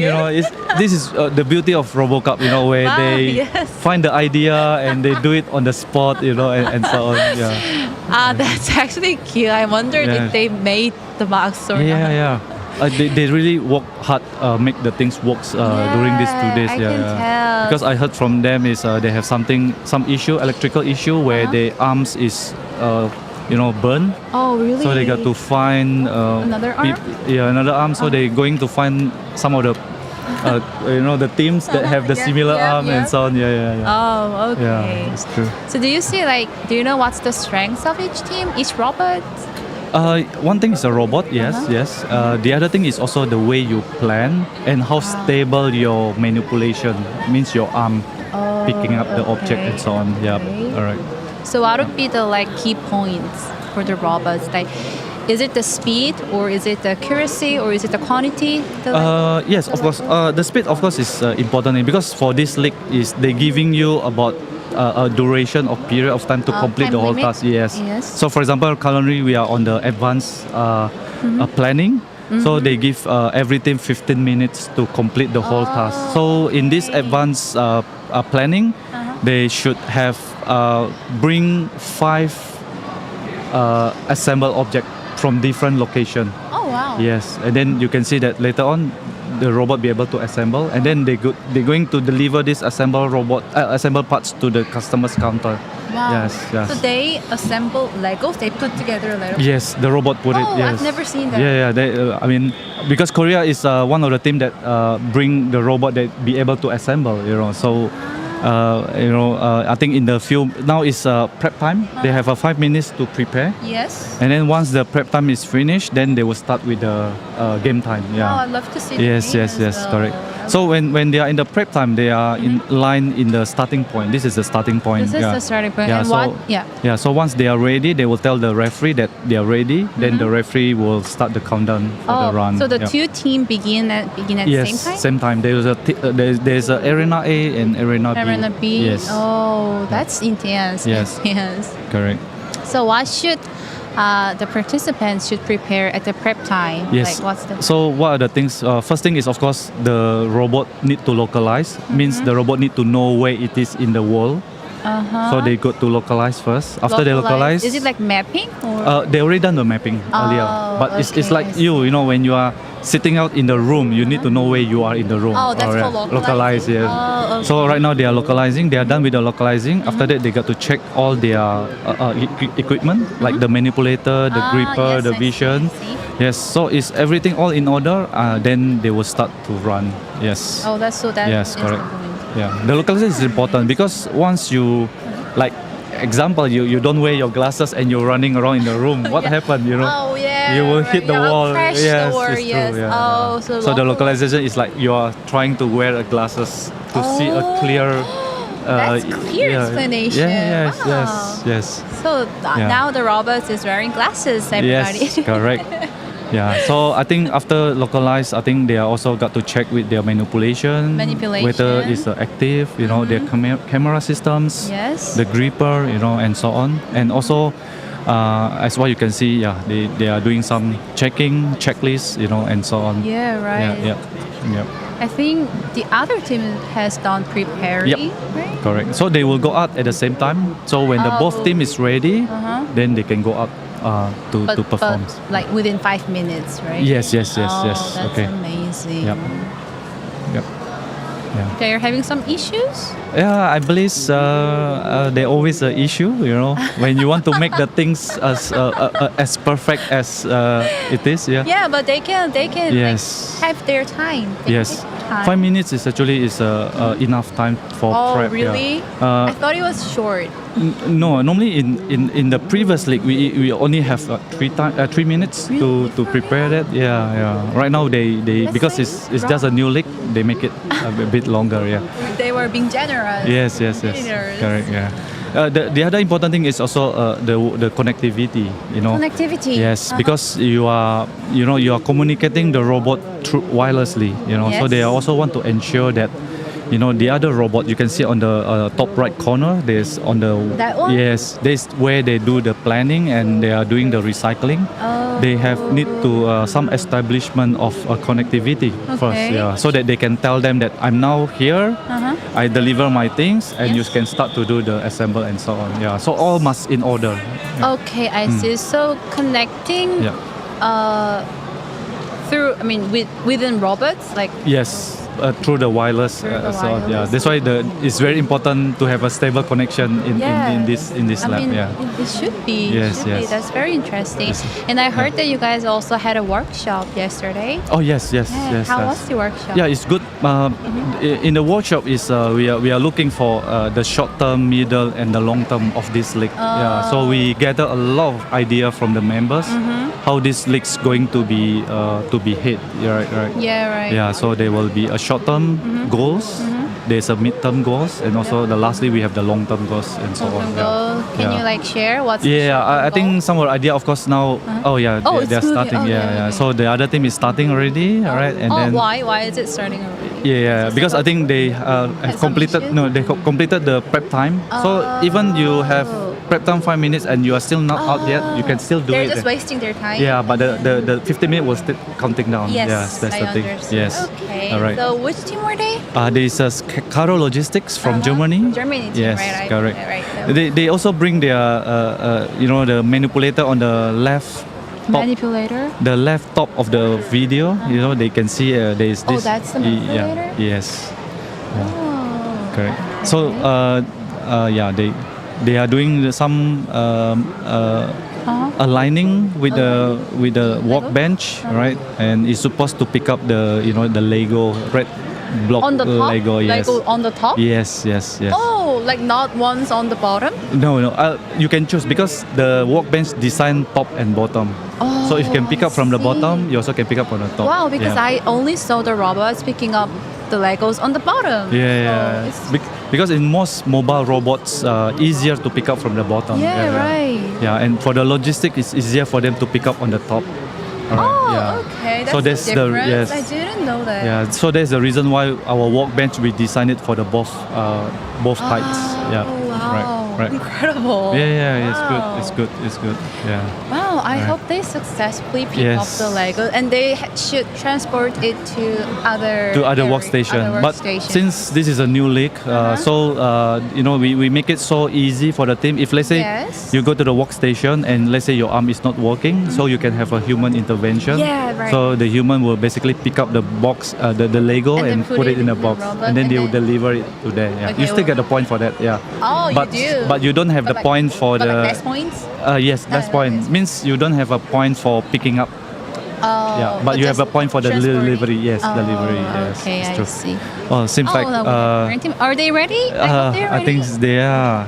I hope so. I hope so. They have because seems like have an issue as well. But I think before the run they test everything perfectly. They did. They did. They did. But this is a competition. During the time. Exactly. Things always happen. Yeah, right. Like my team. Earlier my team we have tested a very good run. Oh. But when we do the competition run, suddenly our manipulator, I don't know, think the other way and decided I don't want to do it the job. So there's things always happen. Yeah, right. That's RoboCup. Yes, that's RoboCup. That's the beauty of it. Yeah, right. I mean, I really hope the community not looking for the aim to like winning and so on. The important thing is the community. We want to learn from each others. Exactly. Yes, Exchange ideas. yes. So talking about community, so Yep. how we should enter the community? Oh yeah. I mean, we. I think it designed for major league. Okay. You need to have a requisition for the knowledge. It's not just. I mean, we also accept somebody that is new to the community that want to learn and so on. Yes. But it's good that you have prior knowledge and so on. So it's easier for you to do and pick up the things. Yeah, yes, right. yes, correct. Yeah, I mean, like the team that I bring from my students, I did train them for like 2 years before wow. coming doing the project and so on. So it is important. So they had knowledge. Yes, they have knowledge. It's important. And the good thing of RoboCup is, they have to train their troubleshooting skills on the spots. This is something that you can't learn from textbooks and from the schools. So it's really a good. It's a great opportunity because there are things you can only learn Yes, so on site. as what you can see now, They're struggling. they are fixing the things they're troubleshooting on the spots. right. So whatever you learn on the textbook, this doesn't apply. This is the things on the RoboCup. Exactly. Yeah. And they are all university students, Yes, right? yes. That's yes. incredible. I mean, of course, we have. One of the team is from Brazil. Is a high school student. Oh wow. Yeah, they did pretty amazing. Participating in Yes, participating in one. Wow. So you see the earlier video on the mechanism wheel robots? Yeah. There's a high school teams. Yes. They are amazing. They are Correct. like our future. Yes. So that's why nowadays the platform, the software is designed to be more reachable for all ages. You know, right? Like for me, where I come from, Singapore, we start to teach robotics in primary one. Really? Yes. So they start to do coding, you know, and so on. Yeah. Wow. So there's in Singapore, our government is supporting a lot of investment on the education, especially on the AI and so on and so on. Yeah. Yeah, right. It's becoming more accessible. Yes. And I heard that the components are becoming more cheaper as well. Yes. Yeah. Correct. And the way and more people able to teach. Yeah. Exactly. Yeah. You don't need to teach until like what our level, the deep, but just a simple, like logic. Yes. It's good for them to do, and so on. Yes, correct. And then with the AI, everything getting fast. Yes. That's the thing. AI combined. Yes. Our next Correct. step, right? Yes. Okay, let's. I think both teams have some issue, and I think they have took up their, their running times. Yeah. So I hope they're doing something because in the morning we have the first. We can have first match. Yes. Yep. And also this is the second match of the day. Oh, this is the second match. Yeah. So how was the first match? Did everything turn out well? For the Korea team, yes. I think they have some issue with the connectivity and so yeah. I hope that the two teams figure it out and successfully make their second match as well. All right. Okay. All right, it was so interesting talking with you about the SML. Thank you so much. There's so much things I want to know about SML, and I believe our viewers are the same as Yes, well. thank you so much for the opportunity to share the knowledge. Thank you so much for your time. Yes, no problem. Yeah, right. Thank you so much. All right. Thank you, everybody. Bye bye. Now move on to our next program. Bye. Bye.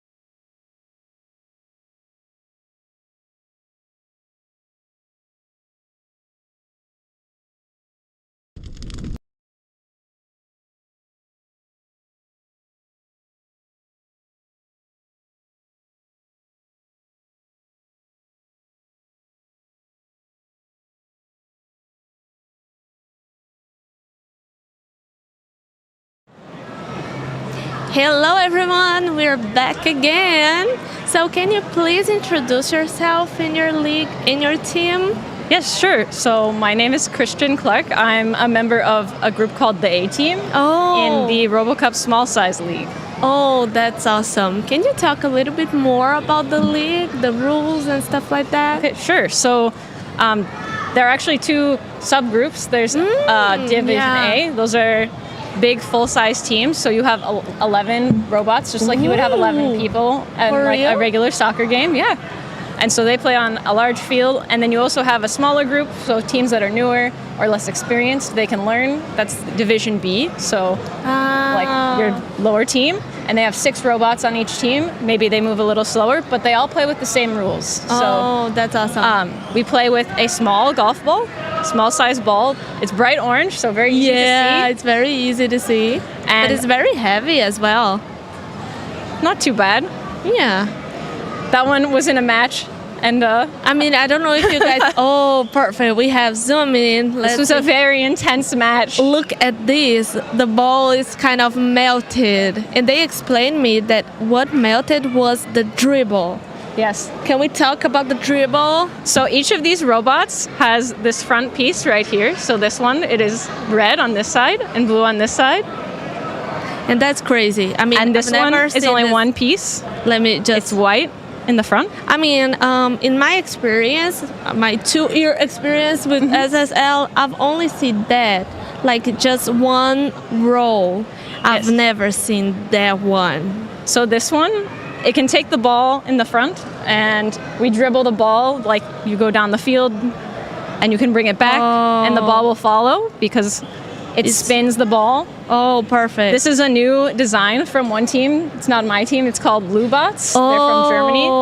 They designed a 2-piece dribbler. So they have one side that spins by itself, another side that spins right here. They can move different directions. So you can kick the ball and move it to the side. It will move in a curve. So just like doing something like that. Yes, it will spin the ball. So then you can go around your opponents, be very sneaky. That's crazy. That's so smart. I've never seen that before. No other team in Ireland has tried it before, so it's very new. And they haven't tried it in a real match yet. They've only been able to do straight. That's probably... Next year they'd like to do both sides. Really? I would say that it's probably a secret between them, but probably not, right? Actually, so something very cool about RoboCup is we share all of the new things we're learning. So and there's no secret. We have maybe a few secrets in the code, but there's a poster session, so everyone shares new things they're learning. So this is a new thing from this year. And they talked about that on the posters? Yes, they talked about all of the research that they did and things they were learning to try to make these changes. And so like we were sharing with them some of the designs in our robot also earlier, which is very cool. Oh, that's your robot. Oh. Because ours opens in the back. You can open the robot and show it's inside. Like this? No, I'm not doing it. Pull this piece out. Oh my God, I was definitely not doing that. Inside of the robot. Whoa. So you can see inside. Guys, that's amazing. All of the different wheels have motors. You can see inside of here. And we put our... Oh, that's perfect. This one also opens. So every team designs their own. This one here will come off. Want some help? Maybe here? Maybe I'll leave that one. I don't want to break it. Yeah. It's not my team's. But they all open and have different things inside. Oh, yeah. So they have an extra, they have their own circuit boards that the teams design. Show it. Oh. We can even take this piece off also. Can we? Oh. I'm afraid. No. Okay. I'm like, don't break it, please. Like, oh. That's so interesting. So in case something happens in a match, if it breaks, we can easily take one piece out and just not have to move the whole robot apart. Oh.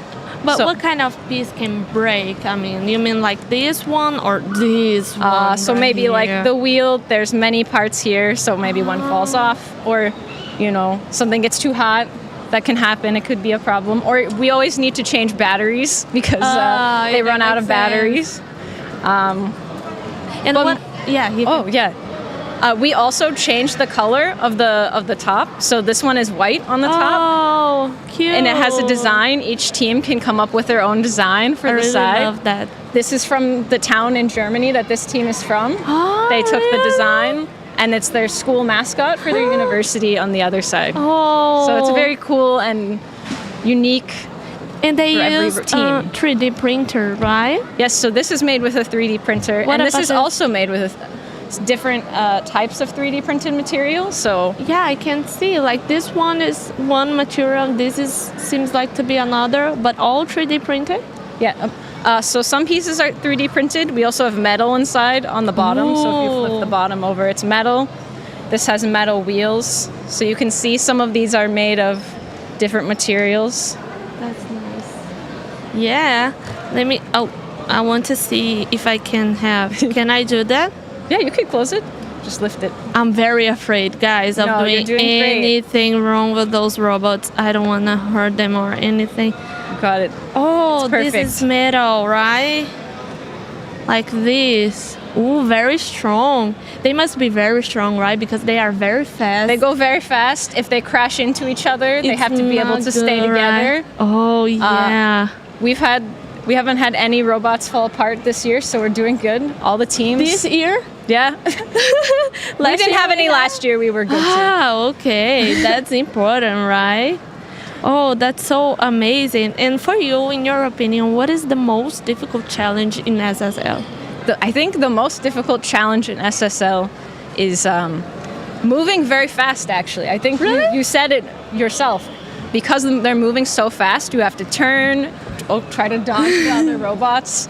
Sometimes you want to, just like in real soccer, you may try to pass the ball under your feet or try to move around. They might twist to try to keep the other robot away. So there's a Canadian team called the Bots, just the Bots. They do a strategy they call T defense, where they turn their robot away so then the other team can't get the ball. Oh, that's awesome. Just like real soccer, right? Yeah. That we do that. And in middle-sized league, I saw a lot of times actually where we got the ball, the robot was dribbling, and then another robot came and just had the ball. Yeah, they can just come up and steal the ball. How can they steal the ball? So if they roll it very fast, the roll can pull it away. And so they can back up while holding the ball just like this, potentially, and then spin so they can't reach it. Oh, they can reach it. So another feature that some of the robots have is called a chipper. So you can kick down the field just like straight ahead. But just like in real soccer, sometimes you want to kick it over another player. Yeah. You can do that's what we call chipping. So Chipping. So it's like you do like that, or you do like, how does that work? Technically talking. So there's a little right here. There's Yeah. an angle on the front. Oh, So they can scoop the ball underneath and then they flip just like that. That's very awesome. Try to go over the other robots. And I'm going to open it again because I want to. How can I open it? Here. Yep. There you go. Because I was talking yesterday about capacitors.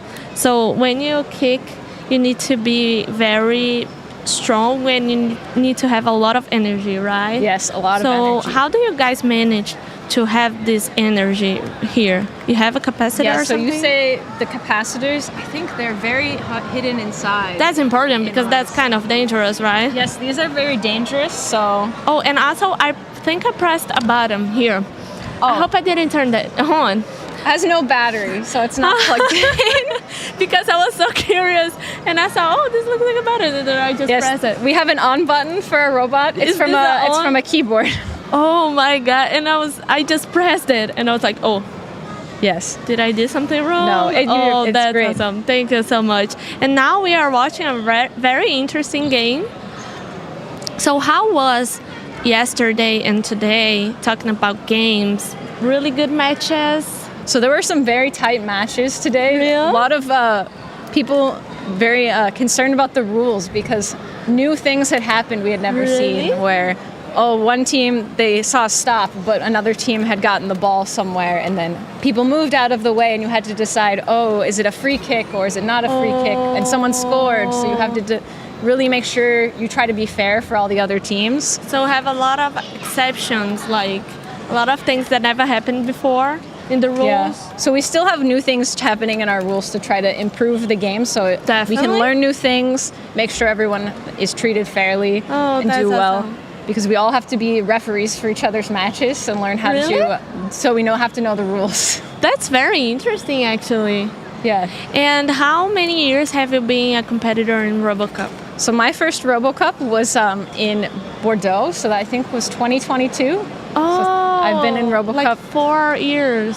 Yes, so this is my 4th RoboCup. That's awesome. And how was your first RoboCup? Like, do you remember the experience of being here? It was a very exciting first RoboCup because it was also my team's first RoboCup. Really? So many of the teams, they've been around for many more years than the number of players in the team. But we were very new, so we had never come, and it was after COVID. So we had all new robots, and we learned that our software wasn't done. Really? So we had to write a lot of software very fast. When you guys are here, you were writing code, right? Yes. And how was to build this robot? So we have made changes to our robot like every year. Yeah. But some is the same and some is different. So we have all of the circuit boards inside, and we design each of them separately, so then if one breaks, then we can just change parts of it. So like maybe we have version 3 of our radio and version 4 of our like dribbler, so that we don't always have to change it if it works really well. Sometimes it's very good. Then we can keep some things the same, but then we want to change other things. So, and you can try different combinations of versions, right? Yes. So, or something we realize, the change we made was bad, we can go back and make it better. It's just like when you're doing GitHub code and you're versioning it. It's like, no, let's go back. And so something very cool about RoboCup also is that we have awards for open source and a lot of teams that share their information. So all of our leagues, like tools and things to help learn the rules. So we have a referee program, and we have programs that shows the vision so that you can see where all of the robots are. Oh, that's Those awesome. are written by people, different teams, and they share that with the other teams so that we can all learn to play the game better. That's awesome. And you said that the first RoboCup was in 2022. Yes. How was the preparation for that RoboCup? I mean, did you guys spend how many time working and developing those robots and the software as well? Yeah. So I think we started 2 years before that. 2 almost, years? Or 1.5 or so. The hardest challenge was because there were many supply shortages at that time. I remember. COVID, we had to get like some development boards that were too big. We have a limit of how big these robots can be. So it was like this tall. And we had to design a version of it that was the same hardware, like same chips. But make it fit in this size. That was a real challenge. Yeah, I mean, and probably that's why you have a limited a limited space, so you can get. This is challenging, and you can develop more and more things, right? Yes. And we are seeing like a game you can see that is really, really fast. And I just saw a lot of robots dribbling. Mm-hmm. I really like the dribble. About your dribble, what is this material right here? It's like I believe our material is silicone. So we make a mold out of 3D printed mold that we design on the computer, and then we pour the material into the mold and so use you that. guys did it? Yes, and I believe they also did it for this one as well. So they have that's made the mold. You can see there's some of the lines from that. Oh, I really like that. And what about, do you know what this is? This is a motor from a drill. Oh. So they use, rather than expensive motor, took a drill motor, and it's less expensive, and they can have more of them. That's so fun. And it moves each side by itself, so it can be small and independent. Definitely. And about your guys' first RoboCup, what did you guys learn? You talk about our software wasn't ready yet. So how was, if you remember, of course, the first game, what happened? How was it? We learned that we needed to make sure we followed the rules very well. Really? We had some problems because new things came up, like I said here. that we hadn't seen when we practiced, and then we had a penalty kick. We didn't know what to do for a penalty kick. Oh, and there's so, no programming for that. Yes, right? so that was a big challenge. Yeah, you can continue, please. And making sure that the robots don't move too fast, so they don't put people in danger. Definitely. And things like that was very important. Making sure that all of that was working correctly. In all situations, not just most common situations. Like all the restraints and everything the robot must and must not do. Yes. Oh, that's important. And you guys were competed on A or B? On the first my team competed in B. So we are still in B because we are not affiliated with the university, or we are all graduates from the same university. Really? But we do RoboCup for fun. It's our hobby. So you are all graduated. Yes. So we all have jobs. That's interesting. We pay for our own RoboCup robots. That's very. I said. Sometimes, a lot of times, RoboCup's not only a competition; it's a lifestyle. Right now, I think there are a lot of people who graduate and they want to help their team from when they were in school or beyond. There's also the other team I mentioned, the bots. They're also a team of alumni. They came from UBC Thunderbots, which is also a RoboCup SSL team from the University of British Columbia. So it's a lot of fun that people start when they're younger and they spend 10 years in RoboCup. Yeah, I mean... And are still learning. Yeah, of course. I saw a team that is like a 20-year team. I mean, they started in 2006. I mean... Yes. That's crazy. And they still here and telling me, yeah, we won this year, but then something happened and we learned something new and a new rule appeared. Yeah. So that's really, really funny. I mean, it's really nice how everything get updated so fast here in RoboCup, you know? Yes. One of the teams I know for our organizing group, someone has been going for more than 10 years. So they've been to many more RoboCups than me. They can understand a lot about SSL, right? They know a lot about SSL, and we work with the junior league to play with them sometimes. So he is spending time to try to help the juniors participate with our league, which I think is also very cool. Yeah, definitely. That's very important. And Robo Dragons, who's playing right now, that's Robo they are the team Dragons. in white. Their professor also has been in RoboCup for a very long time, and has been part of like the organizing committee and technical committee. So that's very interesting because a lot of people in the technical committee and I mean people that are organizing this event, some of them were competitors back a few years, which is awesome because you learn robotics, then you start to love robotics, then it turns to be a lifestyle.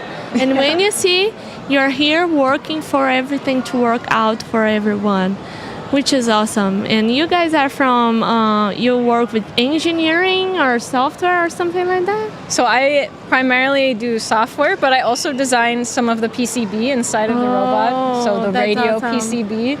And we wrote some code on the robot. So we have code on the robots, and we also have a coach computer. Oh, perfect. So this tells the robots, since there are many of them, how to work together. Oh, that's perfect. Yeah, for people who's watching right now, these robots are autonomous.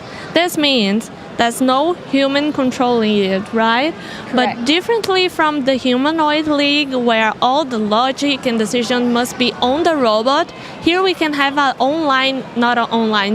we can have an external coach that is a computer that is also autonomously and tells what robots must do. That's right? Yes. So they can have one computer and no one can touch it during the match. No one can tell the robots what to do. It can be a regular computer also. Oh, but no one can touch it. No one can touch it.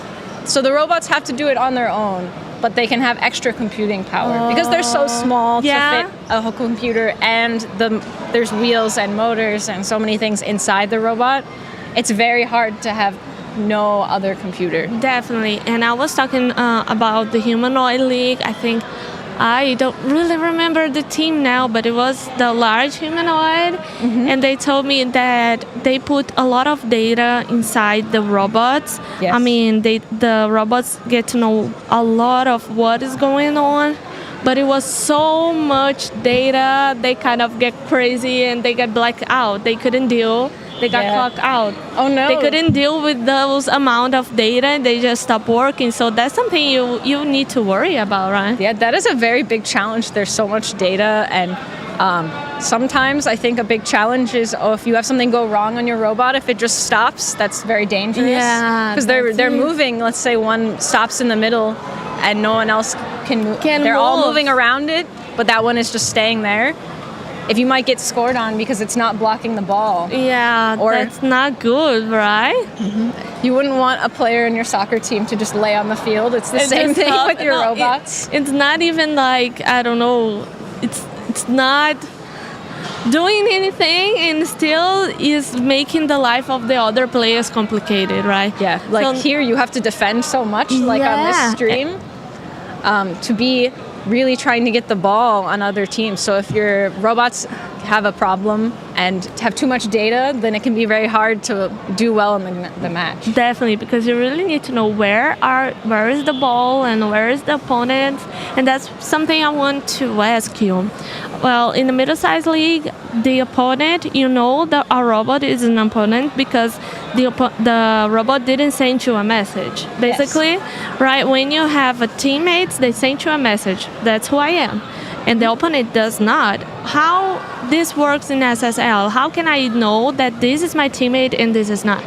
So we also have a message to say this is my teammate and this is not. But we also have the top of these robots. See how they are different colors? Yeah. Oh, yeah. We have this to tell you, okay, one team is the blue team and one team is the yellow team. So you know your own team color. And then you also have the outside color. This one is black and this one is white. So teams will be opposite. Yeah. So you'll know your team is these are all the white team and this is all the black team.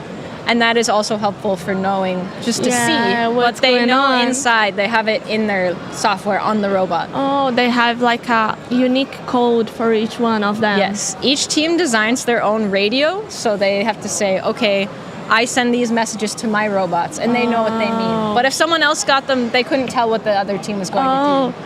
That's awesome. Listening into the coach to know the play. Oh, really? Yeah. You cannot like snitch it and try to understand what's going on in the other No, you just have to guess. Oh, that's so funny. And other thing that for me is too funny because when the game starts, the team cannot do anything. I mean, in the halftime, they can change it, but in the meantime, the game is going on. You cannot do anything. You just hope for the best.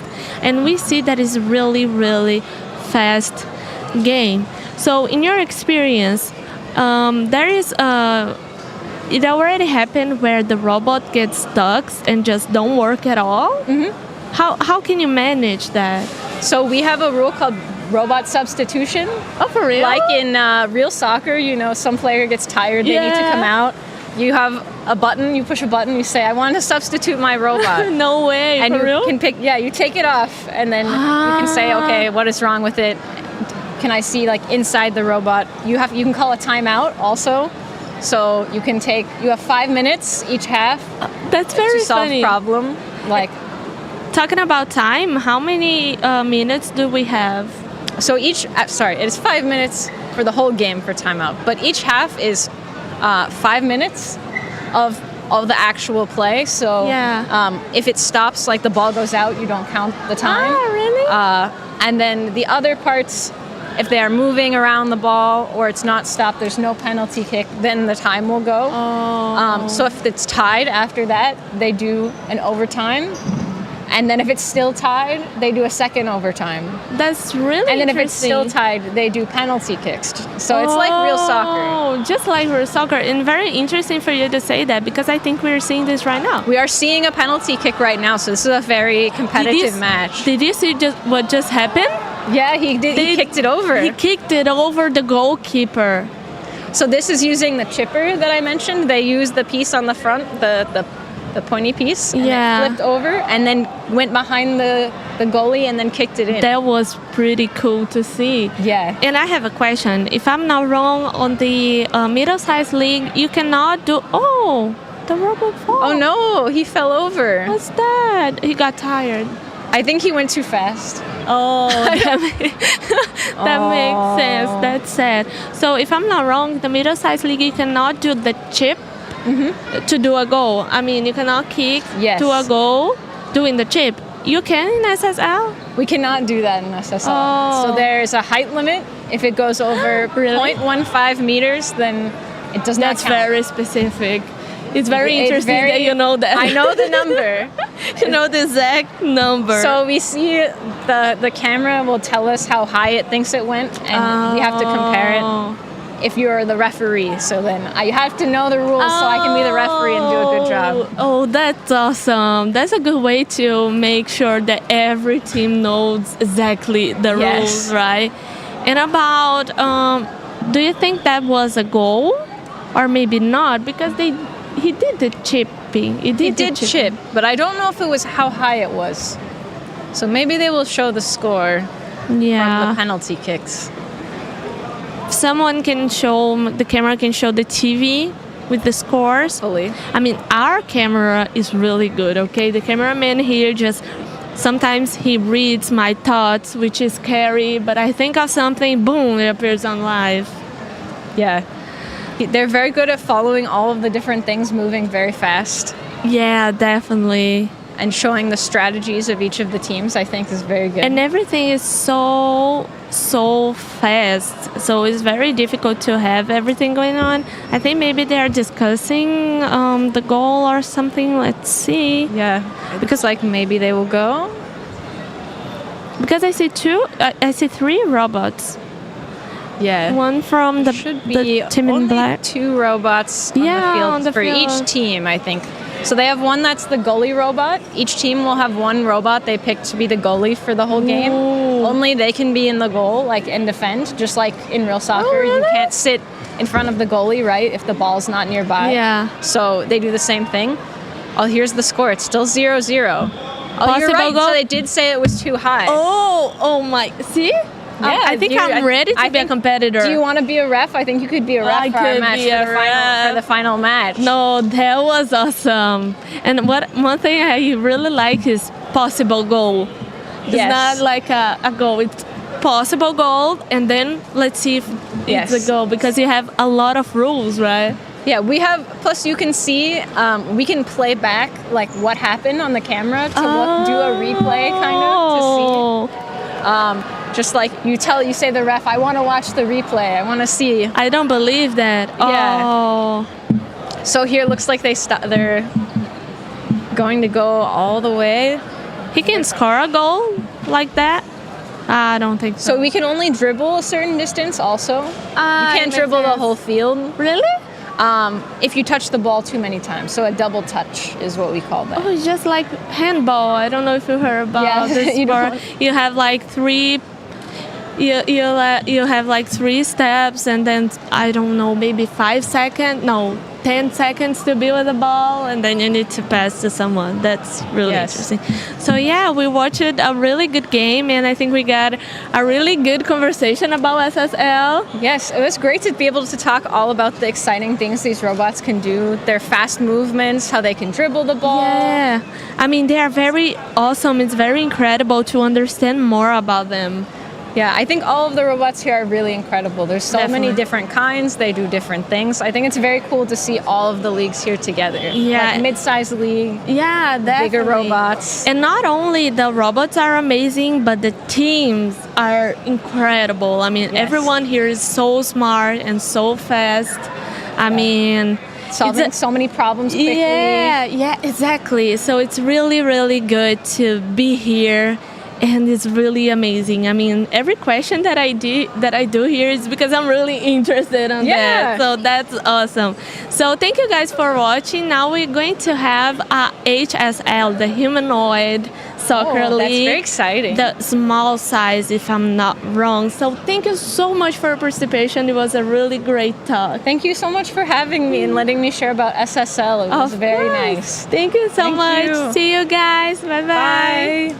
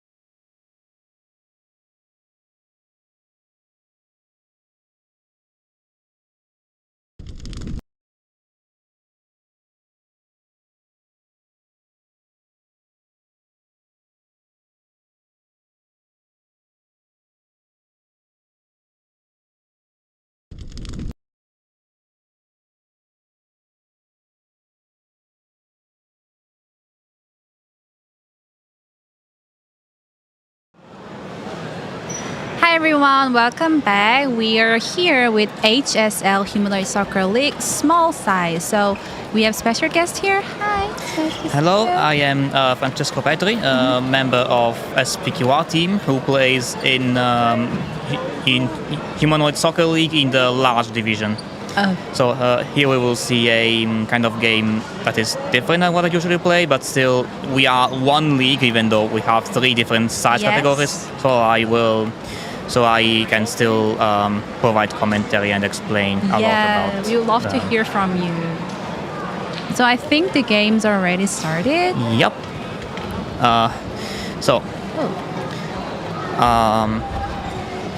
Okay.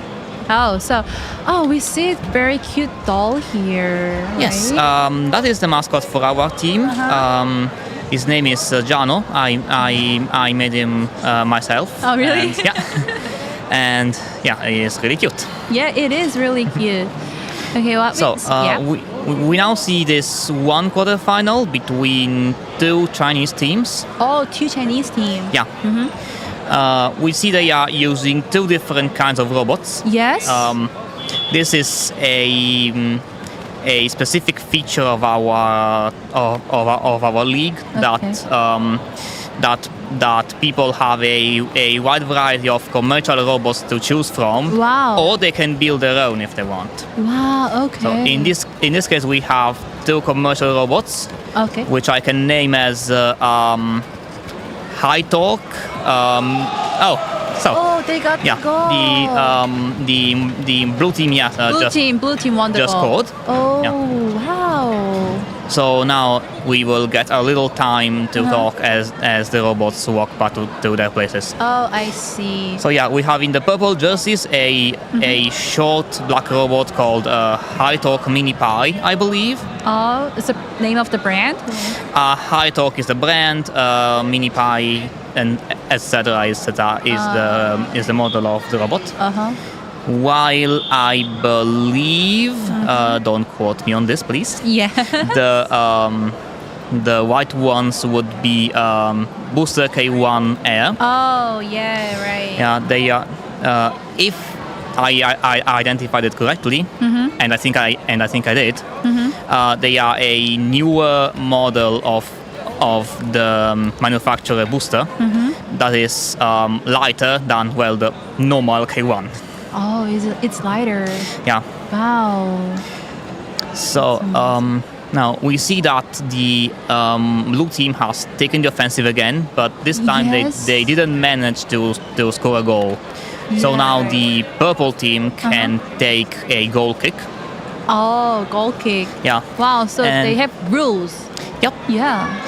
Yeah, just like in human soccer, if you kick the ball outside the goal, the opponents get to have a goal kick or a corner kick, depending on. Corner kick as well. Yeah. Wow. Yeah. Yes, it's just like in human soccer. Yeah. Yes, exactly. And the black one is like shorter than the white one. Does that make big difference in the? Well, each robot is different and they have different capabilities. But I don't know everything. I don't think anyone can with all the variety we have these days. We also got to see right now an important feature of robots participating here: the ability to stand on their own. Yeah, it falls down and it stands on its own. Yep, and I think we saw the bubble robots score directly from all the way back in the own half. Wow, that's amazing. Yeah.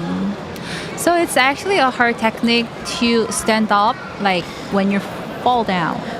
Yes, we humans take it for granted, but coordinating 4 limbs to fight against gravity and get back up on 2 feet is actually quite a complicated task. Yeah, so I can tell. It takes a lot of learning cycles to get it right. Oh, I see. Wow. Yeah. That's where our technology is right now. And the goal of the RoboCup is defeat the human soccer team by 2050. And what do you think? Do you think it's possible? Well, Possible, it's possible. Likely, that's a different question. Yeah, okay. But we are trying our best. And there has been a ton of development. Yes. Oh. That was a miraculous save, but that was not enough. Is it valid? Is it valid? The referee will tell. We figure it out on depending on how the game restarts. Oh, that's really unfortunate. Robots can get stuck in the net. They're not really that advanced yet. And I believe the referee will call for that robot to be removed from the field entirely. What? Entirely? For like a minute or so. Wow. That's strict. Yeah, the referee is now currently covering the camera. So it's usually 4 versus 4? Yes, small size games are usually 4 versus 4. Okay. If the teams will feel confident that they can get up to 7 versus 7. Wow. Yeah. They brought 7 robots? I don't think so. But, okay, then how are they going to play? I mean, the option is there in the rules. Okay, I see. Now, whether teams use it depends on their availability. We've had a lot of 7 versus 7 games last year, but the situation, and those were amazing games, but the situation is kind of different. Yes, right. We are basically in a transition year where we are merging 2 different leagues, and I know very well because I was involved in writing the rules this year. Oh, really? Yeah, that's good. So it's been a lot of work, and it's still quite rough around the edge. Quite rough around the edges, both in the rules and in the competition itself. But I think overall we can be satisfied on how the competition is going. Yeah, right. How the competition is going. So this is the quarterfinal, and the finals will be held tomorrow, right? Tomorrow. So what other nations came up advanced? We have a lot of German teams, like around half a dozen or so. Oh, they're fighting? I think I lost the fighting moment. Sorry, because I thought sorry. Yeah, okay. Now we're in kind of a mess with 2 robots. 2 robots. Then humans should intervene and separate them. Yes. If robots get entangled, humans are supposed to separate them. We see humans in red and blue jerseys. They are the robot handlers. They are the people that are allowed to handle and carry their own robots. These are people from the teams. Right. That are given the power to handle their robots for the game. So is he the competitor or is he the referee? So the ones in the yellow and the red jerseys are competitors. Okay. Like each team has their own robots potentially. So we decide that the members of the teams are those that are best, that know best how to handle their own robots. Definitely. Wow. Yeah, and now we have more people helping. That because he was stuck with the net. That took a lot. It was quite unfortunate. I mean, it's amazing that this robot is right now looking for the ball as well, right? And we have got the... Okay, we have cut to a different game. This is the large size league. Oh, it is large size league? Yes. We have cut to a large size game. So this is the kind of game my team plays. Really? Yes. Oh, which color? Not now. I see. We are not playing this game. We play this kind of game. Yeah. It looks like both teams are using. Wow. Like these robots are big. Yes. They're like 120 to 140 meters tall. They weigh like 30 to 40 kilos. That's taller than I thought. And they are as tall as a teenager. Yeah, and this is the actual ball size of the ball? Yes, yes. the large size league, the division uses the same ball as the official soccer. And now we saw we are back to the quarterfinals, and we just saw a goal for the blue team. Yeah, looks like the blue team. Disappointed. Looks like it's so sad. Yeah. So the robot itself decides whether to use its left foot or right foot. That depends on the team. Some teams might choose always kick with one foot, others might be more flexible. Yeah, it depends on how the robot chose to implement. So it's like programmed in advance. Yeah, like we always program our robots in advance because during the game we are not allowed to control them at all. Really? So it's fully autonomous. Absolutely, yes. This is a fundamental feature of like whole of RoboCup soccer. Yeah, right. Oh, I see. I mean, otherwise we will just be playing FIFA with more square meters. Right. Okay. So the purple robot made a wonderful kickoff. Yeah, right. Like 4 defenders are way too many for one attacker. Right. Where are their teammates? Where are the people? So one of them is penalized, as I was saying, when you make a mistake or commit a foul. Yeah. You are removed from the field for an increasing amount of time. Wow. Yeah, starting at 45 seconds and then increasing with every penalty. Oh wow. Yeah. So if you make a lot of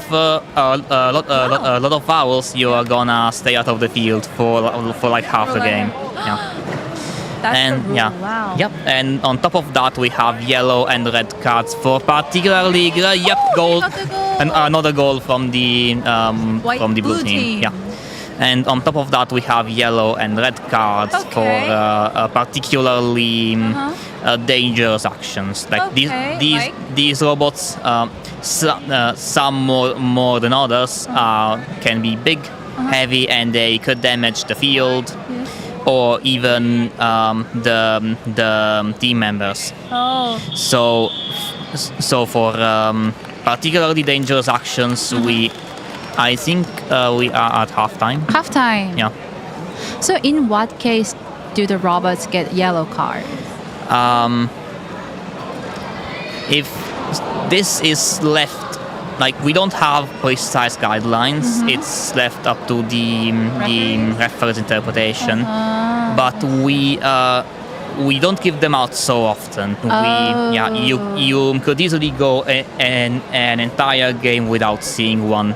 Yes. But if your robot absolutely rams into another robot and they cause damage, then that's a yellow card. Oh, okay. Also, if you sprint out of the field, you are gonna be stopped by your robot handlers. We have plenty of safety features and ways to make robots stop, both remotely and physically should the layers fail. Okay.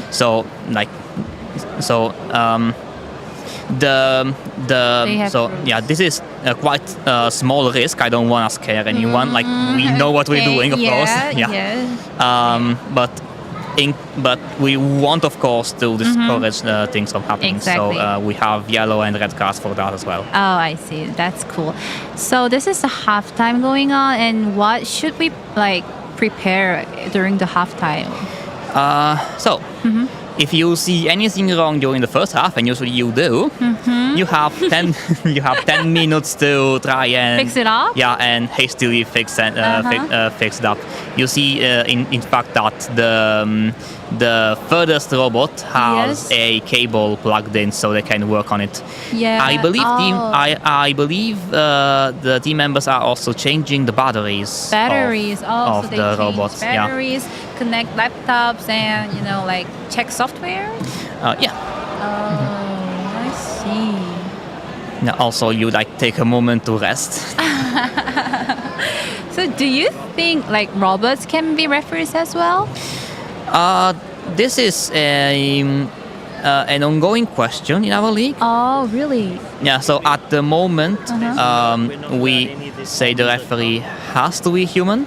Oh. And also, like, their decision is final. We have we are, at the moment, we are not using any sort of electronic help. Okay. And we don't even admit video evidence after the fact. Oh. But yes, we are discussing what can be automated. Yeah. But this is how it stands now. Yeah, There's- right. And what's yeah. your own thoughts? Huh? Your own thoughts. Well, I referee all of the I referee many of the games we are scheduled to referee. And it's pretty stressful, so I would definitely like to have some help. Okay. Yeah. Right. So we're back to large division. Yep, this is large division. Yes, I am pretty sure this is large division. Yeah, I believe the team in orange is the one from Austin, Texas. I think I recognize the jerseys, but don't quote me on that. Okay. And on the left side? On the left side, I'm sorry, I don't know. Oh, okay. Yeah, we don't have this kind of information, unfortunately. We'll get to know while watching it. Now, yeah, the Texas team has already played, but they missed the goal by just a tiny bit. Yeah. Right, that's a shame. Yeah. That was close. Yeah, it so happens. large division model require more sophisticated work? More, sorry? Sophisticated? More delicate work? I wouldn't say so. Like the different height does change how you balance your robot. Yes. And such. But so yeah, all the hardware and balance matters change. Oh, yeah. I wouldn't say they're easier or harder, though. They're just different. They're just different, yeah. And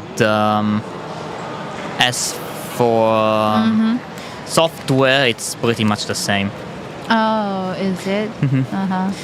So I have to make a correction. It looks like the Orange 3 robot had made kind of a false start and had started playing when it shouldn't have. That's why it got replaced for the kickoff rather than having a goal kick like before. That actually looks like humans. Like that, it's pretty much the same.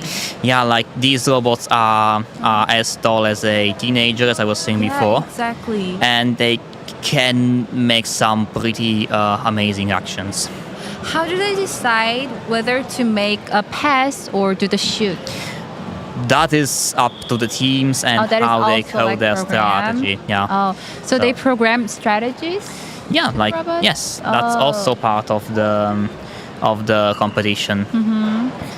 I personally haven't seen a lot of passes, but as I was saying before, this is a transition year, so it makes sense for teams to have simpler strategies, as many of them have moved to a different robot. Yeah, right.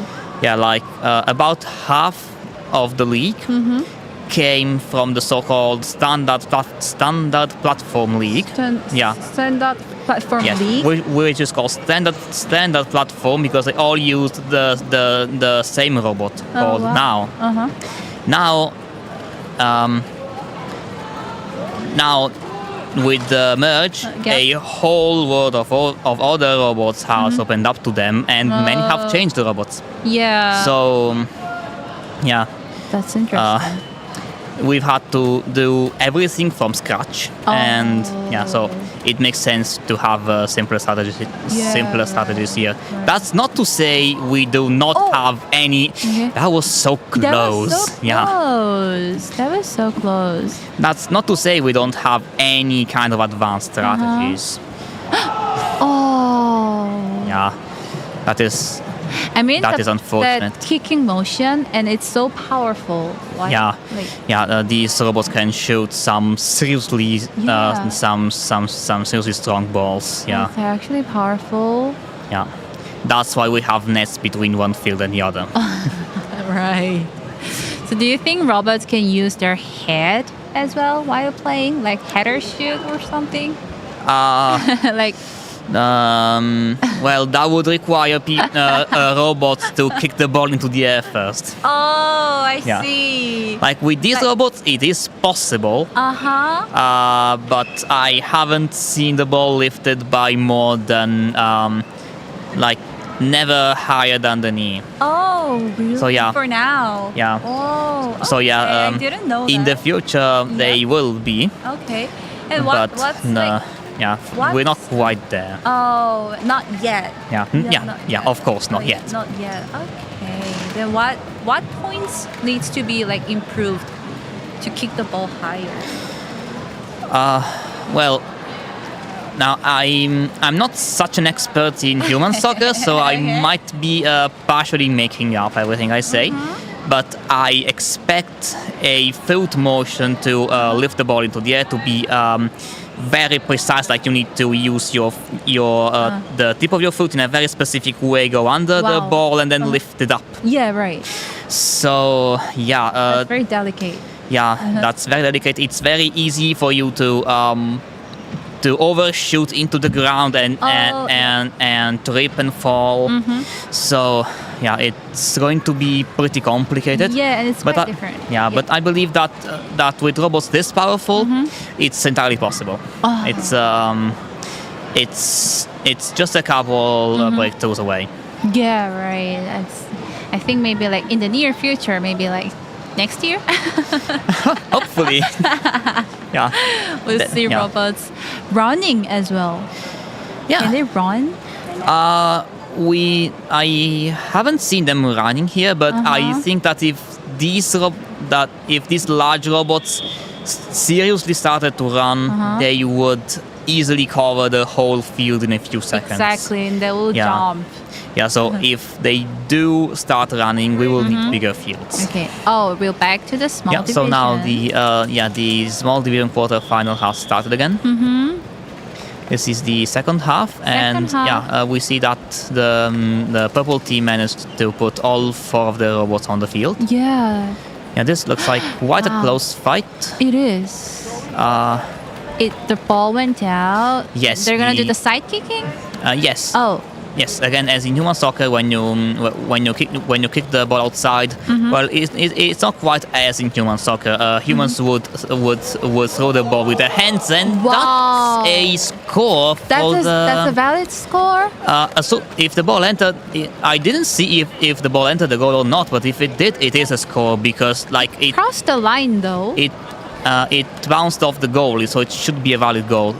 We see robots are positioning back for kickoff again, so that was a goal for the team. That is actually amazing. The robot find where they should be by themselves. Place themselves. This is what we call localization, the ability to know where you are. Which is another thing that's pretty easy for us because we take it for granted. But it's really hard for robots.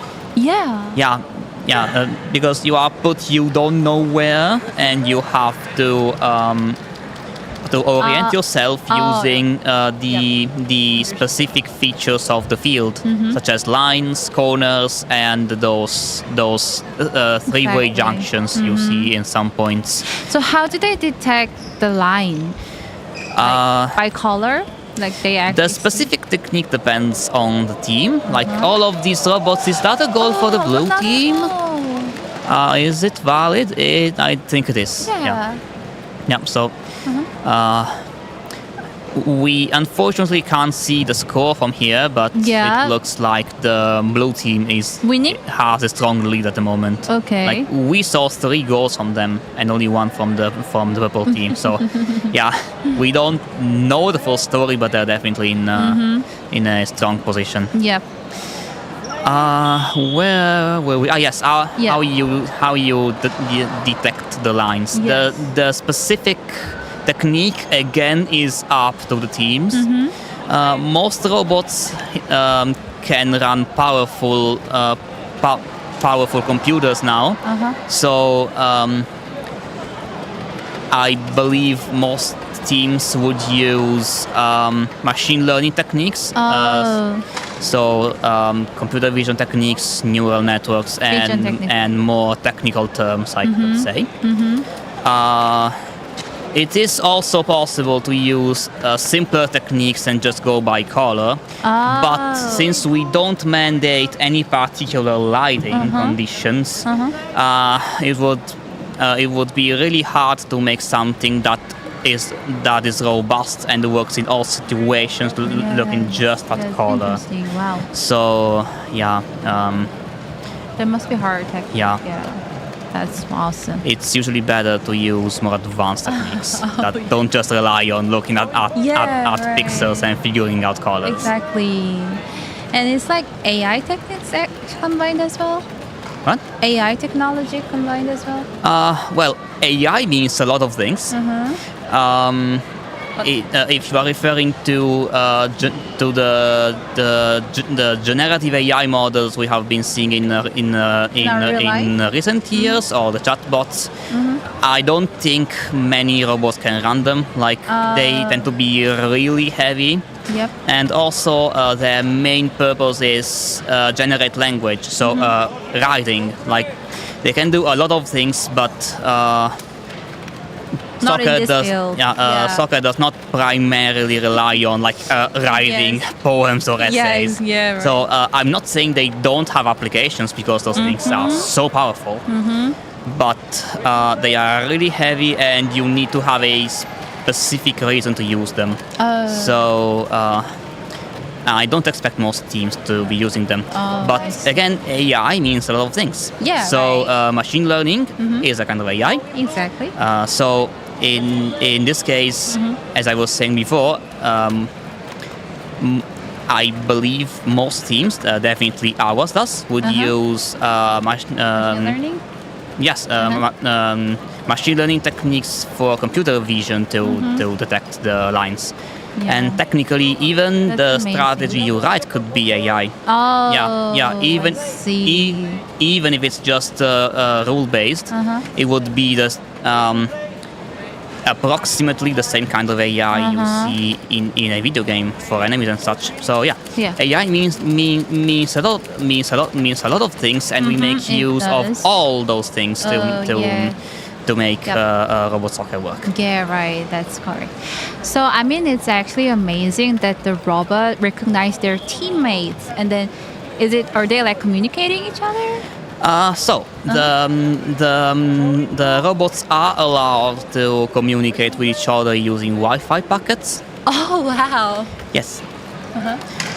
There is a limit to this ability set by the rules. Oh, why is there a limit? Well, we want to progressively move towards more human-like ways of communication. Like it's not like we can use telepathy to send to send random information from one brain to another. I see.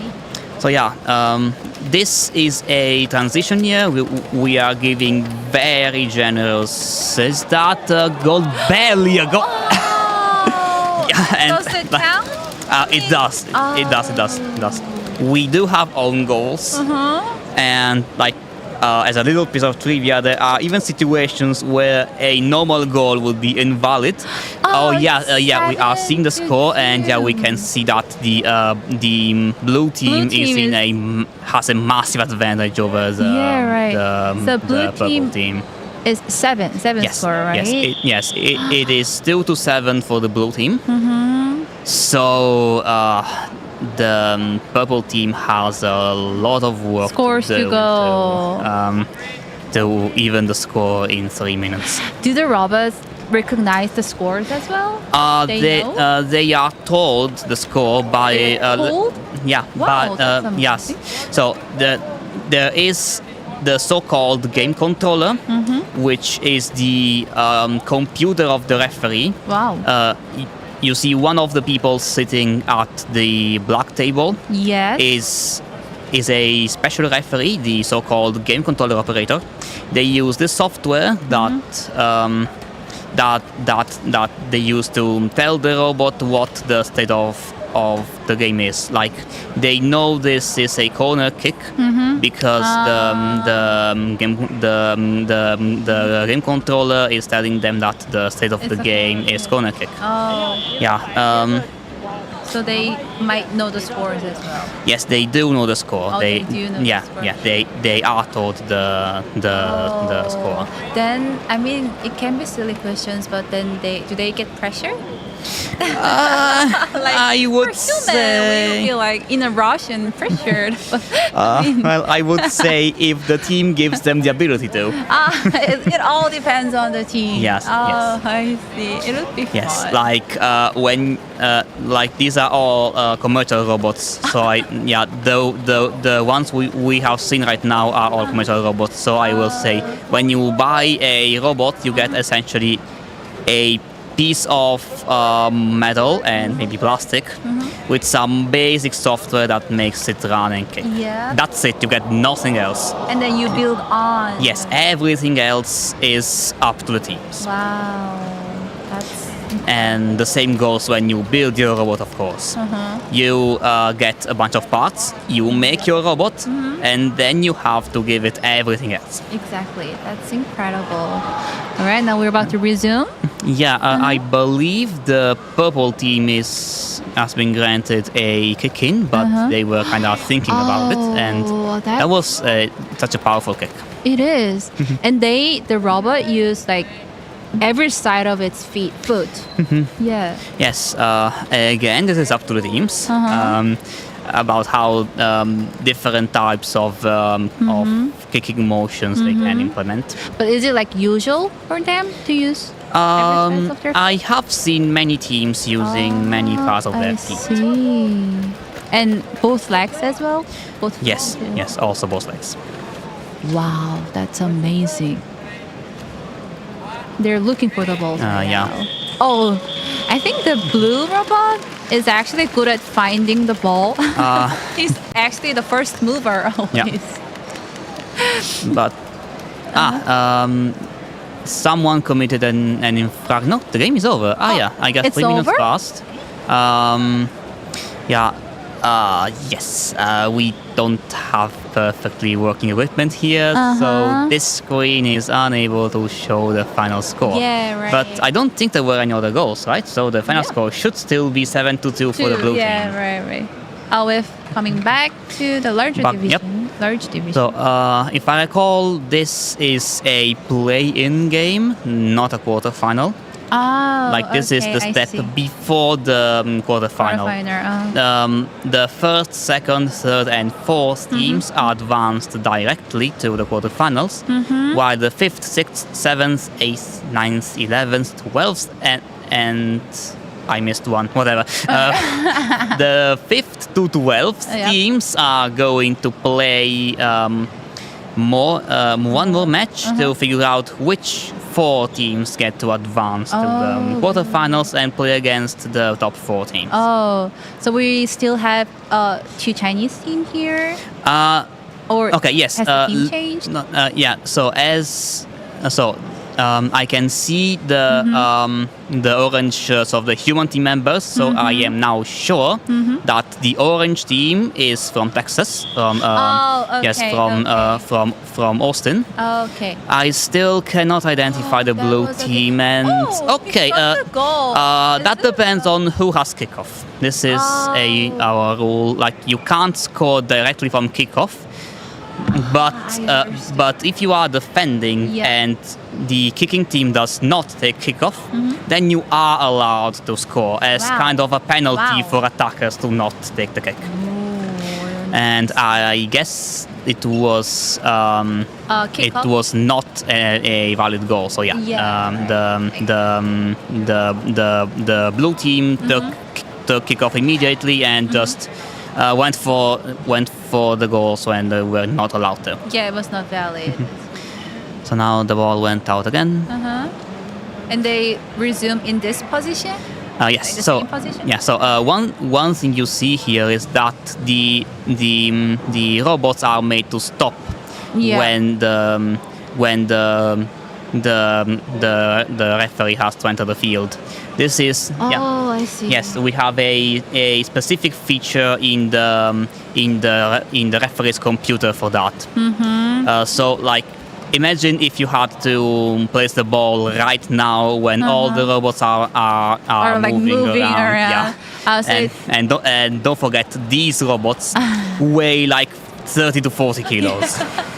So like, you do not want them Yeah, right. Like 8 of unpredictably them running coming into to you. me, right? So Yeah. referee has authority to turn on and off. Yes. Yes, they can call stop play. The game controller will click a button and the robots will have to stop. If they don't, they get removed from the field. Where's Orange 2 going? Yeah, we see a robot handler running to get the rogue robot. Yeah. So if they don't stop, they get kicked out of the venue. They are penalized, and I, as a referee, unfortunately had to issue a yellow card to one team because they were not listening to the stop signal at all. Yeah. So like, if you repeatedly commit infractions, especially unsafe ones, such as not stopping in the safety stop state, which is of course really important. It is. Yes, if you make repeated infractions like that, your team, like as a whole, gets a yellow card, and that Whole gets the yellow card. yes, and that like doesn't affect the robots. We call it a yellow card against humans, but that does have consequences down the line. Like you can get warnings if you make many such if you commit many such penalties, which get recorded, and like, we will keep track of it when next year you want to participate again. Like, if you have if you haven't listened to the stop state at all this year, we want you to say and show via video or something that you will be listening to the stop signal this year. And of course, in the worst cases, we hope it never happens, but we can take more drastic measures, such as disallowing you from participating entirely. Oh, like that, of course. That's like critical. Like, like it would take multiple years of unrepentant behavior, but like, of course, at some point we have to guarantee the safety of that. That's a goal. Wow. So That's a powerful kick. Yeah. Wow. They look happy. Yep. So, sorry for talking about such gloomy topics for so long, but like, it's also kind of important for Wow. to Also, underline that. Yeah. So if they shoot a goal and when it goes in, do the robot like actually realizes in same time that they made a goal? They will be required to in the following years. For now, the game controller tells them. Oh, like it'd be funny if the robots do the ceremony as well. Like they made a goal and then they go like ceremony. A few teams did a little dance when they won. Really? Yeah. When they won, like not this year. Not in this the year. in the past year they I'd would. love to see that. Yeah, most teams don't. It can also be considered kind of in bad taste to the team who that lost. So yeah, but a few teams they do this. That's so cute. That's like a real human being doing the ceremony. In a sense. And it would be funny if they have like monitor like screen on their face and they show like facial expressions like when they get tickled. that would be amazing. And little trivia. So we are one of the teams that last year used the Now robot, which was short and small and really cute. Yeah. Now had lights, so we could have light like. That's a goal from the Orange team. Orange team. Congratulations. But it was their. Yeah. Oh, okay. We now the Now robot had lights, so you could show like a green light to mean I'm playing. Oh, that's so cute. A red light to mean I'm out of the field due to a penalty. And they also had lights over the head and ears that we could use to show like current state, battery level, and yeah, they could show all kinds of information. And unfortunately, the robots we are using now, which are the same you see on the screen, the Boost 31s, these robots don't have like lights. Have close to no such lights. Those green ones you see are fixed and they just show that the motors are on.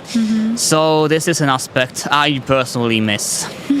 Like, yeah, that was so useful. Yeah, I mean, like that was like point of like public of me, like point of view.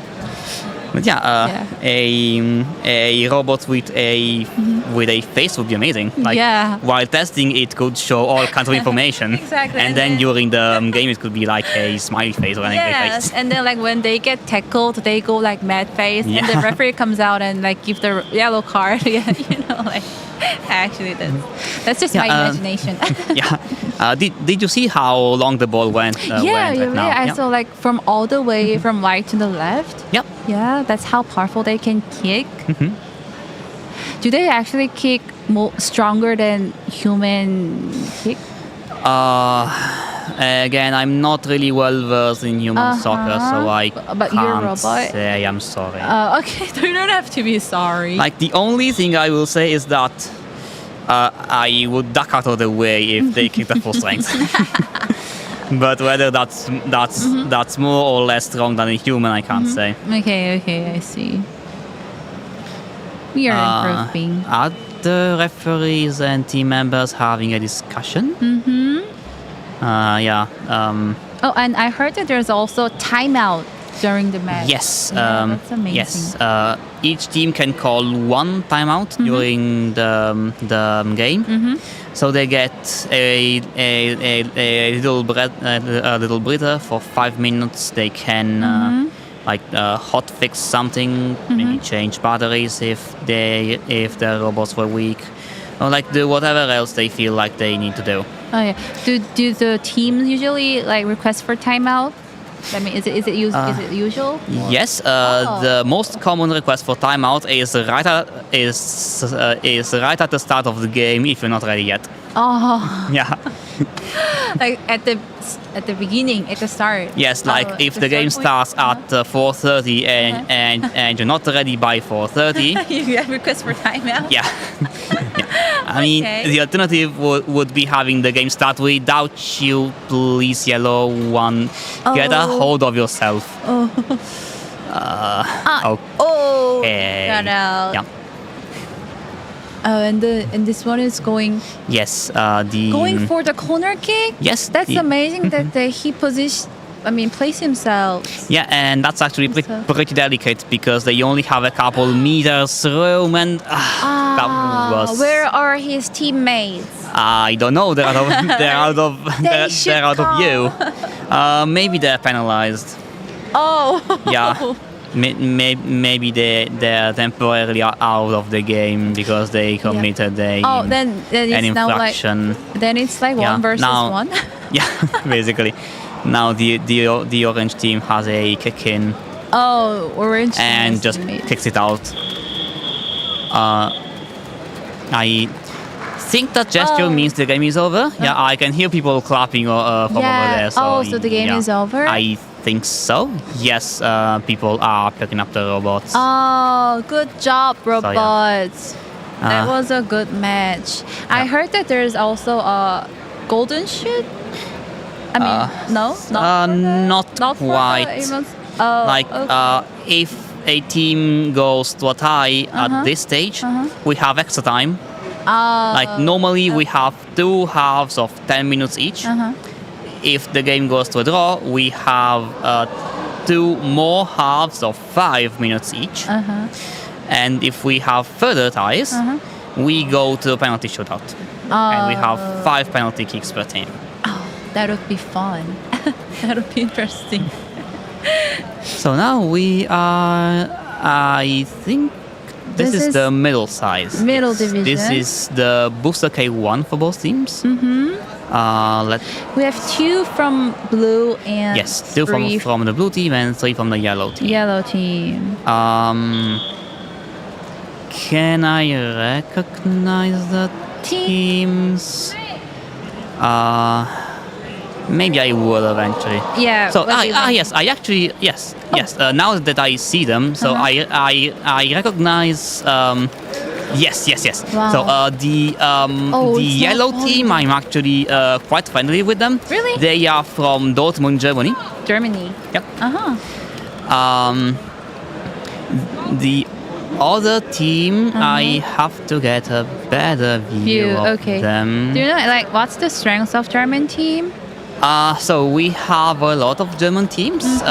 Most of them are pretty strong. Like every game we play with them is at least an even match. Oh, really? And like the world champion of the standard platform league for several years in a row has been German. Yes, oh, wow. Team B Human from Bremen. Amazing. It's stuck in the net. The red goalkeeper is stuck in the net, I believe. And then other robots are waiting. Yes. This is another example of stop play. Yes, humans are entering the field to take penalized robots away, so robots have to stop. Oh, and it's resumed? Oh, yes. He got himself out of the net. Yeah, maybe it wasn't as bad as we thought. Oh, that's smart. I unfortunately don't think I recognize the other team. Oh, that's fine. Yeah, I'm sorry to all the teams I haven't named, but I don't know everyone, and we don't have access to the schedule here. Yeah, that's totally fine. I'm so sorry to everyone. No, that's not a thing. The blue team is it's getting pretty dangerous right now. Yeah. Like they could score any second now. It all depends on the goalkeeper. Yes. Oh, saved. I think it's a goal. Oh, it is? Yes. Even if the goalkeeper blocked it, but it's still inside the goal? As long as the ball gets inside the goal. Oh, I see. Yes, it's a goal. Like we have to wait for the referee decision, of course. But usually it's a goal. Yeah, usually it's a goal. And right now, yellow 3 got really entangled in the net. Yeah, that's. So it happens often. Huh? Stocking in the net? Not so often. Oh, really? I believe, I can't speak for any teams other than mine. Not generally. Yeah, I believe most robots don't really recognize the net, so they can't avoid it. If they happen to get entangled, it just happens. Exactly. So the best way to avoid it is just to avoid getting inside the goal, which is much easier. But it is. Yeah, but in this case, everyone was pushed inside. Yeah, right. So they are so that was unavoidable. The robots are so passionate that they're just looking at the ball and running into the ball. Yeah, well, sometimes they're passionate, sometimes they're reckless. Let's say. Well, it's like they have an identity. Yeah. Okay, so it's resumed. Now it's 2 versus 2. Yes. Oh, look at that! Wow. Yeah, that was high. That was high. and the yellow team had to have kickoff because. So it's not valid. Yes, no, it is valid because yellow team had kickoff but didn't take it. yellow team had to kick off, but it didn't. So the blue team made a goal. Yes, oh wow! But the ball went really high. Yes, it did. And some teams like to put little faces on the robots. Like it's not screen face as we were saying before. But the robot is smiling. That is so cute. Yeah. So now, this time the yellow team should be able to the kickoff. Kickoff? Yeah, Oh, it successfully did. Yes, but so this goal will Not be valid. Because there that was are a some kickoff? corner cases that might make it valid. So it actually depends on the referee here. Oh. Yeah, no, it's invalid. Yeah, the referee is preparing a goal kick for the blue team. Oh, this one may stuck in the net as well in tangle. The yellow robot is trying to get away, and actually is that is not. so cute that the way he walks. Yeah. I mean, they actually like shake his arm Yeah. to get the balance. I can't tell you. That depends on how the team chose two things. But yeah, using arms for balance is definitely an option for the robots. Meanwhile, we are back to the large division game, and that's probably a goal. That was a valid goal, right? Well, we were already in the middle of the game, so Yeah. it's really It's hard to define, but it's very likely that it's valid. Like it would take a very specific circumstance for such a goal to not be valid. Yeah, and in fact, the robots are most likely returning for kickoff. Yeah. All right, we have a ball here, and then we're about to resume. Yes, you will notice that this is not only the official size of the soccer ball, like it's a real soccer ball with a non-standard motif on it. Oh. I believe this is the actual World Cup ball. It but, is? Don't quote me on that because I don't really follow soccer, but that's what I think I've been told. Wow, that's amazing. And so yeah. How did they get it? Like that's amazing. I mean, again, if it's computer real, vision. yeah. So like this is a change from what we as the standard platform league had last year. Wow, what a kick! Yes, that's a really strong kick. It is. And and it completely went by the and it's a goal.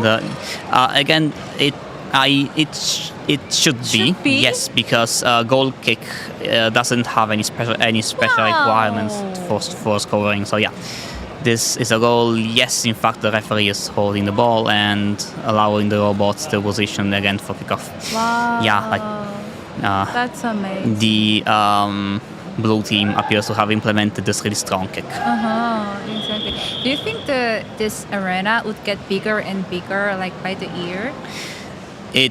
I mean, looking at what kinds of robots are playing in there, it absolutely will. Like, as I was saying, if these robots really tried, they could easily cover the whole field in seconds. Oh, and it's getting in? Oh, who's gonna... Orange 3 didn't make it in time for that, so that's not a goal for the blue team. They should have run. I mean, it's very accurate for the blue robots to actually like find the ball and then go kicking. It's very accurate. Yeah. First extra half. So so this game ended in a tie, and now we are in the first half of extra time, as I was saying before. Yeah, right. And the score was 6-3. Yeah, so that means that now the blue team scored 3 goals in a row, but there's still plenty of time for them to make a for the score? orange team to Make a score. to catch up, and they have a real chance to do so based on how the initial halves went. Yeah, so 3 goals were made during the first extra half? Yes. Oh, wow. Yes, which means this was 3 goals in like 4 minutes, which is an amazing metric if you think about it. It is, right. I mean, that's amazing. All right, they're focusing. And now the orange team is in a really advantageous position. They only have like the defender blocking them. Can they actually score? I hope so. Can they? They gave the blue team time the ball. to defend, but the ball isn't out yet. Oh, okay. It's alive. And so the blue team managed to kick the ball away and get a little moment of safety. But yes, the offensive of the red team is. Oh, why are they? I think the 1 minute we saw before on the clock has passed, so the first half of extra time is probably over. Now teams will have a 5-minute break and then play 5 minutes of the second half of extra time. Oh, second half goes on? Oh, okay. That was very interesting match, right? Yeah, thank you very much for your time. And thank you for having me.